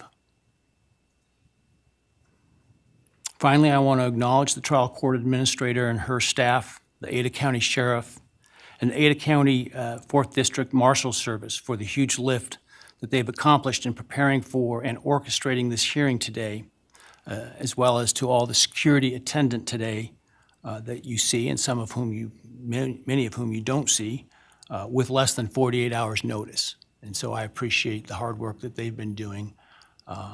Frankly, some of them while they were on some vacation prior to the trial starting and had to call that short. And so I appreciate very much their professionalism and dedication. All right. That said, let's move to the business of today. I understand the state and the defense have reached a plea agreement in this case. For the record, I have a written plea agreement which indicates in sum the defendant will plead guilty to all 5 counts in the indictment, burglary, felony, and first-degree murder, 4 counts. The state and the defendant stipulate, that is, that the defense is not free to argue for a lesser sentence at sentencing to the following. The defendant on the burglary charge will be sentenced to 10 years fixed, and that the defendant on counts 2 through 5, the 4 counts of first-degree homicide, on each count would receive a fixed life sentence, all 5 of those counts to run consecutive to one another. Defendant, as part of the plea agreement, waives his right to appeal, as well as his right to appeal the sentence and his right to seek leniency or reconsideration of the sentence under Idaho Criminal Rule 35.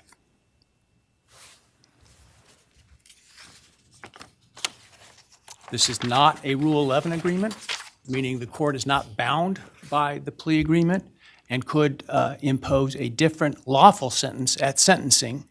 The stipulated agreement between the parties is the maximum on each count, so theoretically the only thing the court could do would be a lesser sentence at sentencing. but the defendant is not free to ask the court to do so under the plea agreement. Are there any other material terms of the plea agreement that the parties would like to make? Obviously, the plea agreement, the written plea agreement will speak for itself and be part of the court record. Not from the state, Your Honor. Thank you. No, Your Honor. Thank you. All right, very well.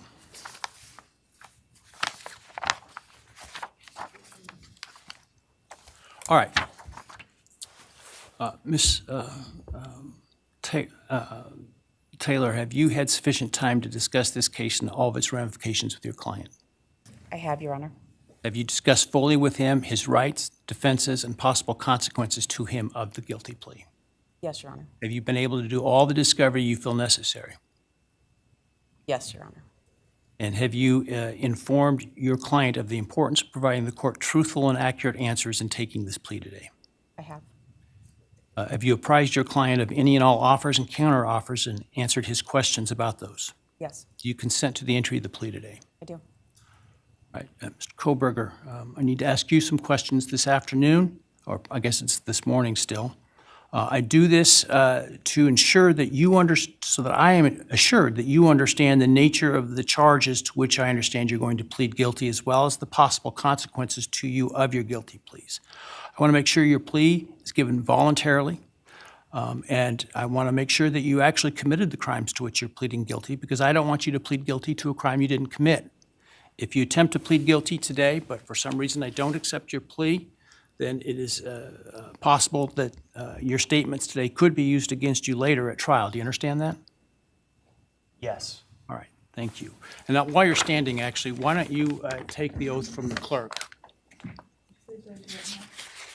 Do you solemnly swear or affirm that the testimony you shall give in the matter not given before this court shall be the truth, the whole truth, and nothing but the truth, so help you God? Yes. All right, and Mr. Kohberg, just to make it easier, you don't need to stand when you speak to me. I appreciate the sign of respect, but for convenience, you can remain seated, all right?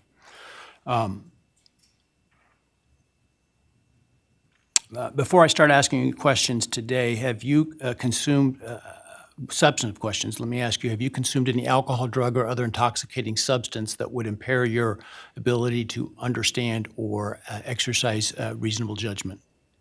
No. You feel like you are thinking clearly today? Yes.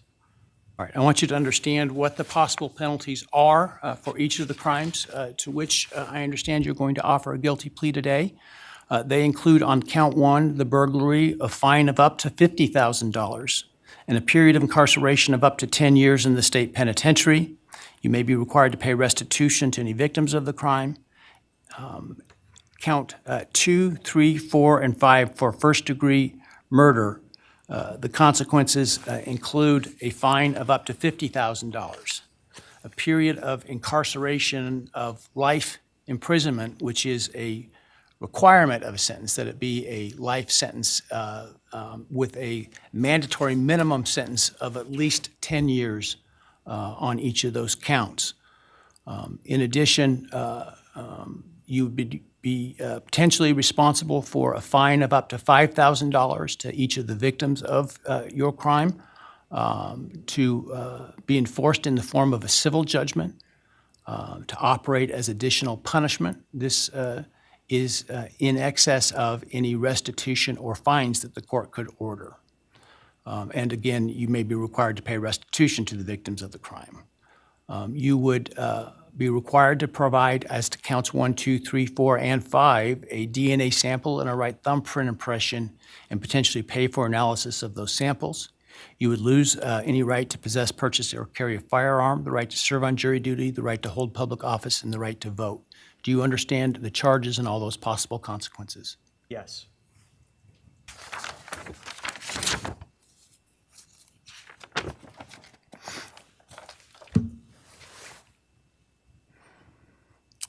You've heard the plea agreement that I talked about today. Do you agree with that plea agreement? Yes. And do you understand the nature of the charges that you've been charged with that I understand you're going to plead guilty today to? Yes.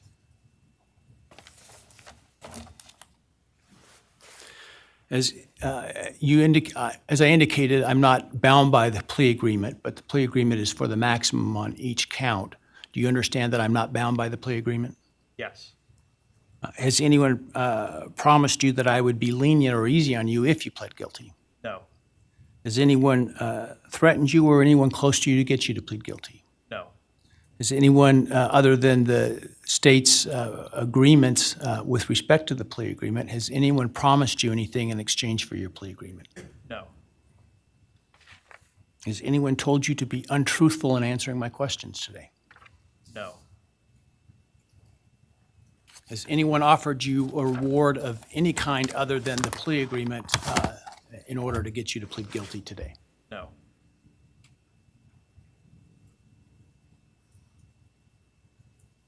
Are you pleading guilty because you are guilty? Yes. And counsel, obviously there have been a number of motions filed to suppress evidence in this case. Other than those filed, are there any other motions that you felt were available with respect to Rule 12? No, Your Honor. And Mr. Kohberger, you understand that by entering the guilty plea in this case, you would be giving up your right to appeal any decision this court made, as well as your sentence. Yes.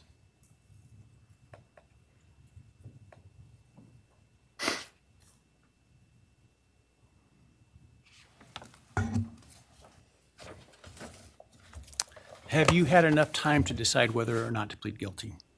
Yes. Are you pleading guilty freely and voluntarily? Yes. Given your choices, do you believe it's in your best interest to plead guilty? Yes. Have you discussed fully the matter of pleading guilty with your attorney, and are you satisfied with the advice you've received? Yes. Has your attorney advised you to your satisfaction about what your rights are, what your defenses may be, and what the possible consequences to you of your guilty plea are? Yes. Has your attorney done everything you've asked them to do? Yes. Are you satisfied with their representation of you? Yes.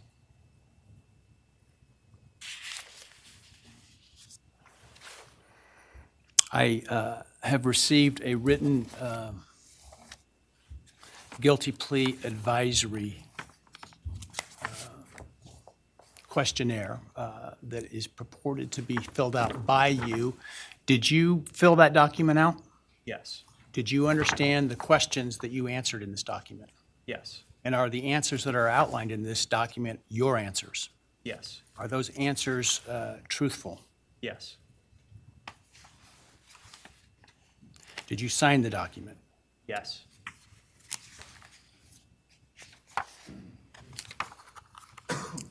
And this document outlines many of the rights that you have in this case should you not plead guilty. Did you understand those rights? Yes. They include a right to a jury trial. Do you understand that? Yes. They include a right to the presumption of innocence. Do you understand that? Yes.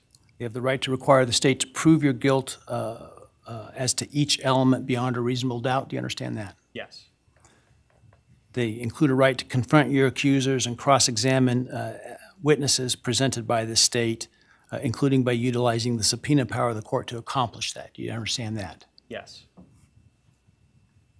You understand you would have a privilege against self-incrimination and a right to remain silent, meaning you would not be compelled to testify if you did not wish to, had you not pled guilty.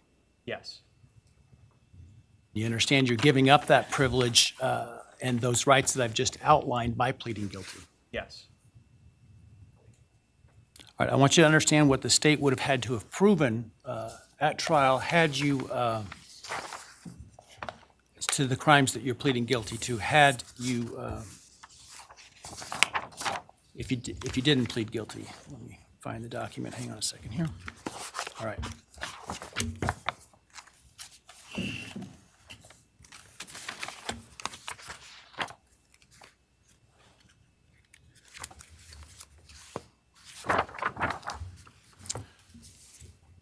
So as to count one burglary, the state would have to have proven that on or about November 13, 2022 in Latah County, Idaho, you unlawfully entered a residence located at 1122 King Road in Moscow, Idaho, with the intent to commit the felony crime of murder. As to count two, the state would have had to have proven that on or about that same date in Latah County, Idaho, you did willfully, unlawfully, deliberately, with premeditation and malice aforethought, kill and murder Madison Mogan, a human being, by stabbing Madison Mogan, from which she died. As to count 3, the state would have had to have proven that on that same date in Latah County, at that same address, you did willfully, unlawfully, deliberately, with premeditation and malice aforethought, kill and murder Kaylee Gonzalez, a human being, by stabbing her, from which she died. As to count 4, the state would have had to have proven that on or about that same date in Latah County, Idaho, you did willfully, unlawfully, deliberately, with premeditation and malice aforethought, kill and murder Xana Kernodle, a human being, by stabbing her, from which she died. And then as to count 5, also murder in the first degree, that on or about November 13th, 2022, in Latah County, Idaho, you did willfully, unlawfully, deliberately, with premeditation and malice aforethought, kill and murder Ethan Chapin, a human being, by stabbing him, from which he died. Do you understand those things the state would have had to have proven? Yes. And do you understand that by pleading guilty, the state no longer has to prove those things because you're admitting those things are true? Yes.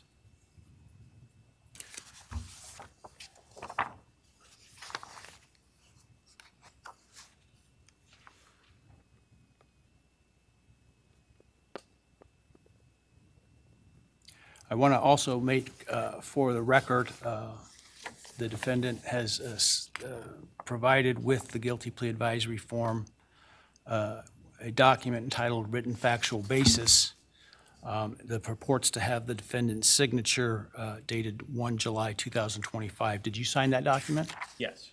And did you agree with the written factual basis that is included there? Yes.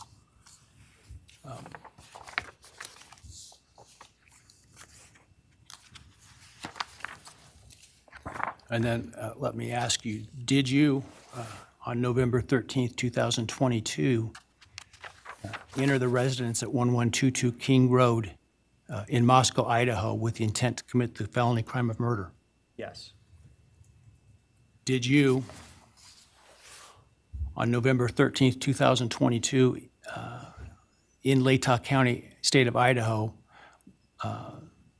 kill and murder Madison Mogan, a human being? Yes. And did you do that willfully, unlawfully, deliberately, and with premeditation and malice aforethought? Yes. Did you, on or about that same date in Moscow, Idaho, kill and murder Kaylee Gonzalez, a human being? Yes. And did you do that willfully, unlawfully, deliberately, and with premeditation and malice aforethought? Yes. And did you, on that same date in Moscow, Idaho, kill and murder Xana Kernodle, a human being? Yes. And did you do that willfully, unlawfully, deliberately, with premeditation and malice aforethought? Yes. And then on or about November 13th, 2022, again in Latah County, Idaho, did you kill and murder Ethan Chapin, a human being? Yes. Did you do that willfully, unlawfully, deliberately, with premeditation and malice aforethought? Yes. I would ask the state at this time to provide its recitation of its factual basis had this case gone to trial. Thank you, Your Honor. Your Honor, the organization of the recitation is different than what I think the court and the public may be familiar with from the probable cause affidavit and other documents. The state's evidence, as an overview, would show that back in March of 2022, when the defendant was residing in his parents' residence or was residing back in Pennsylvania, his home state, he purchased online a K-bar knife and sheath with an Amazon gift card that he had purchased shortly prior to the purchase of the knife, sheath, and sharpener. Jumping ahead, the end of June of that year, the defendant, Mr. Kohberger, moved from Pennsylvania to Pullman, Washington, which is right across the state line from Moscow, Idaho, for the purpose of pursuing a PhD in criminal justice at Washington State University. The state's evidence would indicate that beginning July 9th of 2022, Mr. Kohberger's phone began connecting to a cell tower that serves the area of the 1122 King Road residence in Moscow, Idaho. Now, I will acknowledge for the court and all present that there are many residences in that area. It's a dense population of mostly college-related occupants. Between July 9th of 2022 and November 7th, the defendant's phone connected to that particular tower during late night, early morning hours, 10 p.m. to 4 a.m., on approximately 23 times. Now, I will acknowledge also, we do not have evidence that the defendant had direct contact with 1122 or with residents of 1122, but we can put his phone in that area on those times. In the interim, on August 22nd of 2022, Lake Tahoe County Sheriff's Deputy Darren Duke conducted a traffic stop in the early morning hour or late evening hours, about 11 p.m. On the west side of Moscow, on the Moscow-Pullman Road. This was a traffic stop of Mr. Kohberger's car, which turned out to be a 2015 white Hyundai Elantra with Pennsylvania plates. During the course of the traffic stop, Deputy Duke was able to obtain Mr. Kohberger's name, Bryan Kohberger, his phone number, and his address, which at that point was an apartment address in Pullman. We then move to the early morning hours of November 13th, 2022. The state's evidence would show that early morning hours on that day, Mr. Kohberger's phone left his Pullman residence, which is an apartment in kind of the central northwest part of Pullman. That phone was then subsequently turned off at approximately 2:54 a.m. and remained off until approximately 4:48 a.m. on Sunday, the 13th of November. The state's evidence would include at trial video surveillance of a business on the Moscow-Pullman Highway just across the state line from Moscow that would show a vehicle matching the description of the defendant's Hyundai Elantra entering Moscow at approximately 3:02 a.m. Compiled surveillance that the investigators put together from businesses and residents then show the defendant's car, the white Elantra, as I've described, circling the 1122 King Road area, that neighborhood, starting around 3:30 or so in the morning. Comes into the immediate area of 1122 King Road, which is actually on a dead end, and then leaves several times. And approximately 4:05 that morning, the defense car had entered that area, was leaving, stopped at the intersection of King and Queen Road, did a U-turn, and the state's evidence would show that the defendant's car came back and parked behind and above the 1122 King Road residence. The state believes that its evidence would then show that the defendant entered the residence of 1122 through the kitchen sliding door on the back side of the residence, which is the side of the residence that would face the area above where the defendant's car was parked. Defendant entered the residence, went to the third floor, and with a knife, killed Madison Mogan and Kaylee Gonzalez.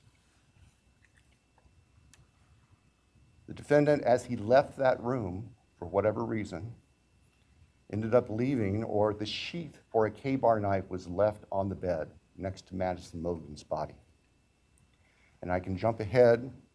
That sheath was tested by the Idaho State Police Forensic Lab, and single-source male DNA was found on the snap of that sheath, as well as blood from both Kaylee and Madison and other trace evidence. But it's important to note single-source male DNA was on the snap of that sheath.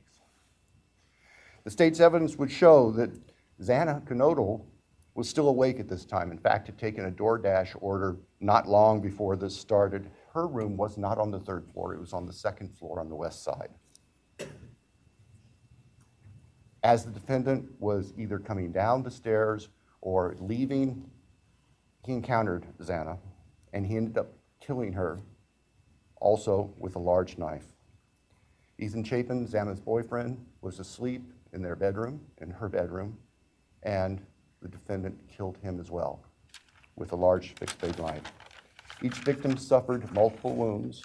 I will state for the record that there is no evidence there was any sexual component or sexual assault on any of the victims. I want to make that clear so there's no speculation. There were 2 other roommates in the house, and they were already asleep. During the course of this, one of those roommates awoke, looked out her door not knowing what was going on, and saw the defendant, who was dressed in black with a black balaclava on, holding some sort of container in his hand. And she saw him leave the house through the direction of the kitchen where that sliding door is that I mentioned before. At approximately 4:20 that morning, so this would have been 15 minutes or so later, the defendant's car is seen on a surveillance camera for 1112 King Road, which is immediately next door to the west of 1122, leaving the area at a high rate of speed. And if the court were to see that, or anybody in this courtroom would see that, you can see the car almost loses control as it makes the corner, heads north, and then turns to go south on Walenta, which is one of the only ways to get out of that part of town. The evidence would show that following that, the defendant in his Elantra drove south of Moscow. We know that he drove on the back roads because there are surveillance cameras on the main highways, Highway 95, that would have picked up the defendant's car if he'd gone that route. And they did not show the defendant's car on that route during the time. So we know that he went through a variety of back roads in very rural, isolated part of Latah County. About 4:48 that morning, the defendant's phone comes back on. And the evidence will show that that phone was located south of Moscow, likely at a side road intersection with Highway 95. From there, the defendant's phone activity tracks it heading back north towards Pullman, Washington, where the defendant lived. About 5:26, starting approximately 5:26, various surveillance cameras in Pullman, Washington pick up the defendant's vehicle as he enters Pullman from the south and heads north and slightly west towards his apartment, where he arrived at approximately 5:30 in the morning. Later that morning, Sunday, the 13th of November of 2022, Mr. Kohberger's phone returned to the area of King Road. We don't know exactly what he did, but it returned to that area. It's about 9 o'clock in the morning. He was there for about 10 minutes and then returned to his Pullman residence. About 9:30, the state's evidence will show, evidence taken from the defendant's phone, that he took a selfie of himself on his phone in what appears to be the bathroom of his Pullman apartment with a thumbs up. The defendant's phone then went to the Lewiston-Clarkston Valley, approximately 30 miles south of Moscow and Pullman. And the defendant is actually seen with his car at various businesses down there. This area is the confluence of the Clearwater River and the Snake River. Lewiston is Idaho's seaport. Large bodies of moving water down there. In addition to tracing the defendant's activities, as I've just outlined, on the 13th and leading up to the 13th, the state's evidence will show that following Sunday, November 13th of 2022, business records show that the defendant began searching for a K-bar knife and a K-bar knife sheath, as the state believes, to replace the one that was left at the scene of the murders. The evidence also will suggest that there were at least attempts by the defendant to delete or alter his purchase history on Amazon, where all these transactions had occurred. Later that week, the state's evidence will show that Mr. Kohberger went to what we would call DMV, motor vehicle licensing here in Idaho, in Pullman, to change his car registration from Pennsylvania to Washington. That's of note because Pennsylvania cars do not require a front license plate. The vehicles seen on the surveillance cameras of the defendant's car showed it didn't have a front license plate on it. At the time of the traffic stop by Deputy Duke in August, it was Pennsylvania plate, no front license plate. Mr. Kohberger proceeded to finish his semester of studies at Washington State University and returned to Pennsylvania for the holidays. Law enforcement at this point were aware of Mr. Kohberger, had been accessing information about him, were trying to find him. They located him in Pennsylvania, and they conducted what's called a trash pull. During the nighttime hours, agents of the FBI, who assisted immensely with this case, working with the sanitation department back in this neighborhood in Pennsylvania, took trash that had been set out on the street for collection, sent the contents of that from the Pennsylvania residence of the defendant's parents to the Idaho State Forensic Laboratory, where the lab experts there were able to identify DNA on a Q-tip as coming from the father of the person whose DNA was found on the knife sheath that was next to Madison Mogan's body in the bed. Subsequently, an arrest warrant was issued here in Idaho, and a search warrant was issued in the state of Pennsylvania with the assistance not only of the FBI, but the Pennsylvania State Police. Mr. Kohberger was arrested at his parents' home to return to Idaho. Upon his return to Idaho, a DNA sample was taken from him, and it matched the DNA found on the knife sheath next to Maddie's body at the crime scene. I can tell the court and the public the weapon itself, the knife, has not yet been recovered. I can tell the court that the defendant's apartment in Pullman was searched, as well as his office. Spartan would be a kind characterization. There was virtually nothing there. Nothing of evidentiary value was found. And of course, we are now talking 6-8 weeks after the time of the killings. In Pennsylvania, the defendant's car was seized, and it was actually pretty much disassembled internally. And it also had been cleaned. There was a bucket of cleaner right beside it. I think we can all look to our own cars, you know, in those compartments in the doors. We try to keep them clean where you put stuff. There's always some degree of crud in there. They were spotless. The defendant's car had been meticulously cleaned inside. And the state would present to the jury that that was part of the defendant's plan in covering up this. The defendant has studied crime. In fact, he did a detailed paper on crime scene processing when he was working on his pre-doctorate degrees, and he had that knowledge and skill. So, Your Honor, at the end, the state submits that the evidence that I've given just a quick overview of, and that to present in court would consume weeks, which the state is prepared to do and has been prepared to do, would show that as the defendant has just admitted and pleaded guilty on November 13th, 2022, Mr. Kohberger entered the residence at 1122 King Road in Moscow, Idaho. He did that with the intent to kill. We will not represent that he intended to commit all of the murders that he did that night, but we know that that is what resulted, and that he then killed intentionally, willfully, deliberately, with premeditation, and with malice forethought, Maddie Mogan, Kaylee Gonzalez, Ethan Chapin, and Xana. Thank you. Thank you.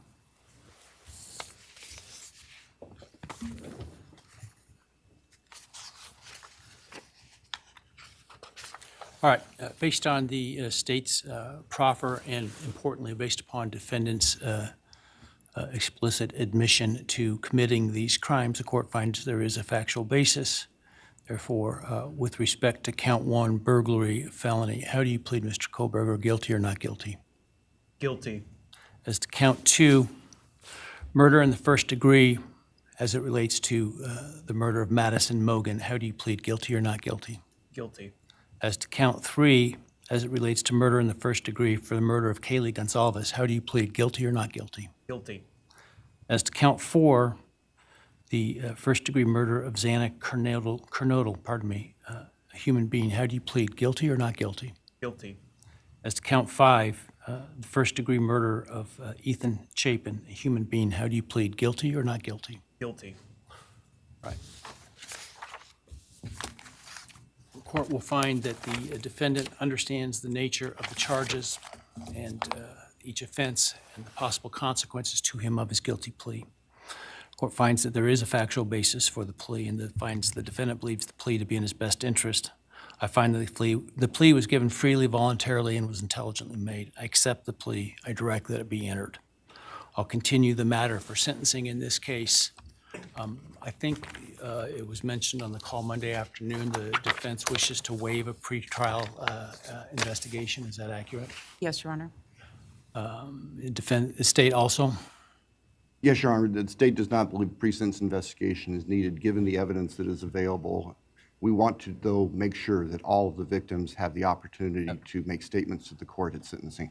Absolutely. And certainly both the state and the defense may present whatever sentencing memorandum and other documents you wish me to consider.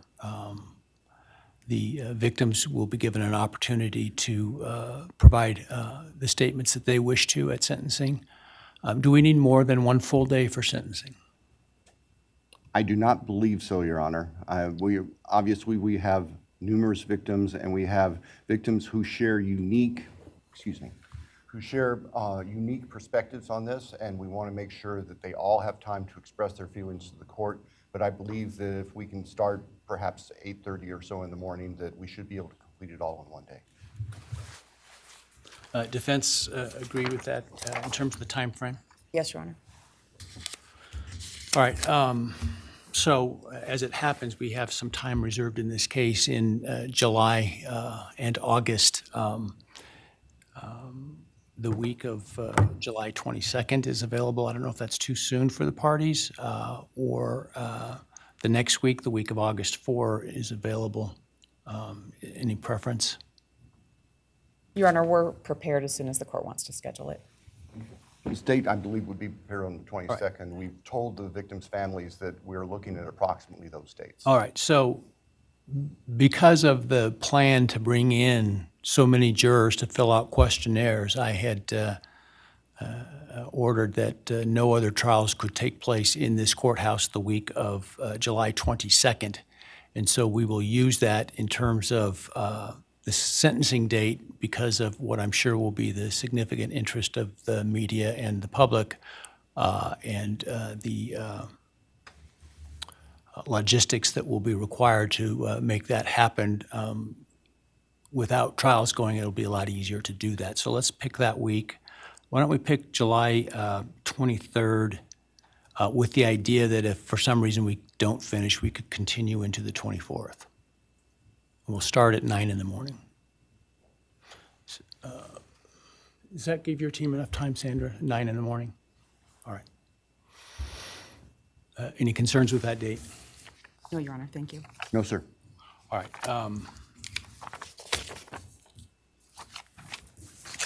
Any reason why I should not rescind the non-dissemination order at this time? You're right.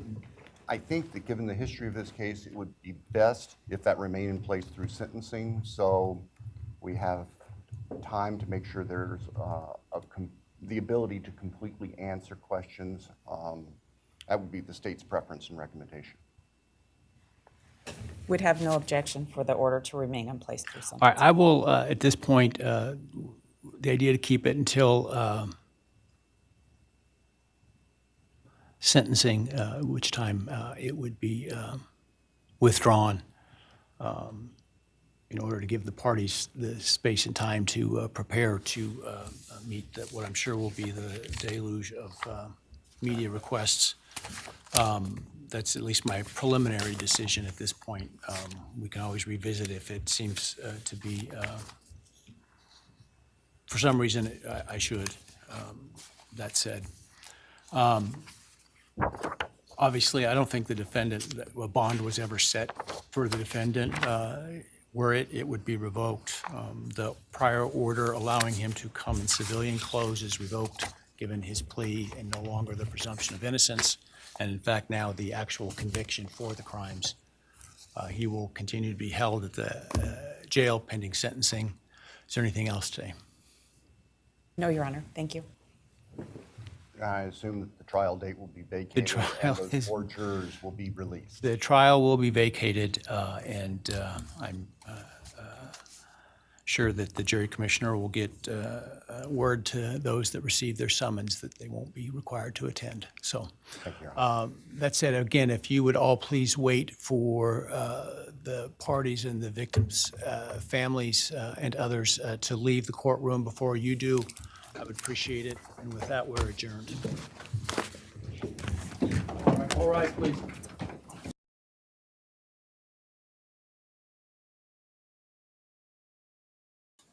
I'm livid. I'm livid, you guys. Let me stop sharing this. So that's it. The judge accepted it, and there are a few of yous out there are questioning whether he is going to be able to appeal this. And the sad reality of that is yes, he can. I went over how he can do that. I did not go back before the hearing started. I went over it intensely. I don't know what to say, guys. I don't. All I know is I don't feel justice was served, and I feel like the families have not heard the end of Bryan Kohberger. I wish I could have reached through the computer and smacked that smile off of Ann Taylor's face. She was in a rush to get this done because she has that other DP case that she's doing, and there's a huge hearing on that for September 5th. And that is set. That was set before she filed all these last motions and everything that she filed. Like, why are you filing all these motions when you know you're going to be filing for a plea, right? But she did. She had to get those last ones in there, right? I'm livid. I'm blown away. I'm blown away.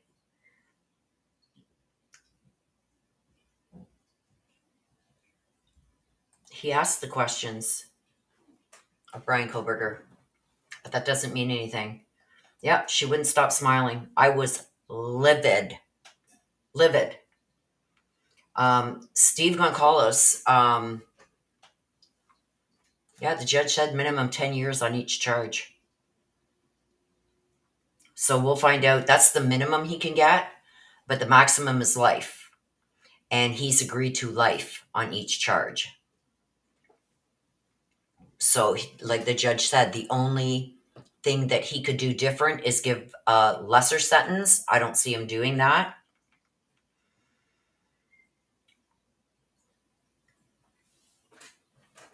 But anyway, like I said, I've got it. I would show you it again if I had it on my screen, you guys, but I don't. I closed them out when the hearing started, so I didn't get no lagging or anything. But go back and watch before the hearing started. I did go over the reasons why he can file an appeal, even though he waived his right to file any appeals. It doesn't matter. Right? We're not going to get that because this is what he's got planned. That's what I'm saying. If he wanted to go down in history and be notorious and everything else like he's wanted, the narcissist that he is, he would have given up that information. Haha.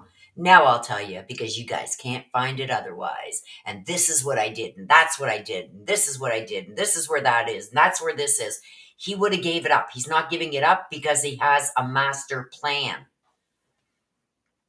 I mean, it's not going to happen next month or the month after, but I'm telling you, give it a little bit of time, you guys. And we haven't seen the end of Bryan Kohberger.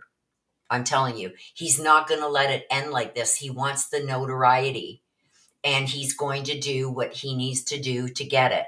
He's not going to give up any information because he is going to file an appeal. And like I said before the hearing started, that is why Ann Taylor kept nailing home every chance she got to get it on record that if this was forced to go to trial, then it would be ineffective assistance of counsel. His constitutional rights would be violated. Blah, blah, blah, blah, blah. How many times did we hear her saying that at these hearings? There's a reason for it. And when she lost the alternate perpetrator and she lost on the continuance, that was it. Their master plan. Their master plan.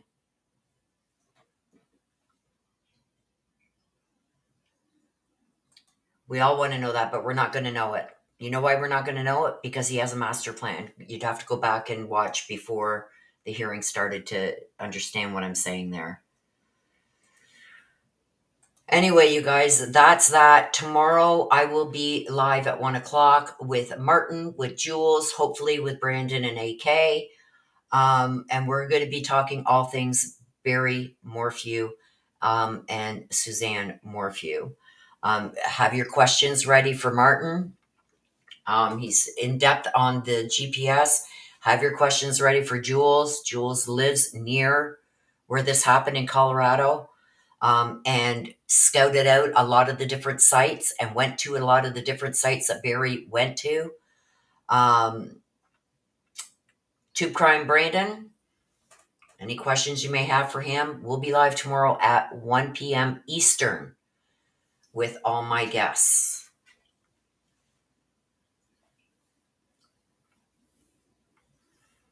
If there's no jailhouse justice, he will be out in 5 to 7 years. No, he's not going to be out in 5 to 7 years. They're consecutive sentences. So even if you got the minimum on each charge, it's 40 years.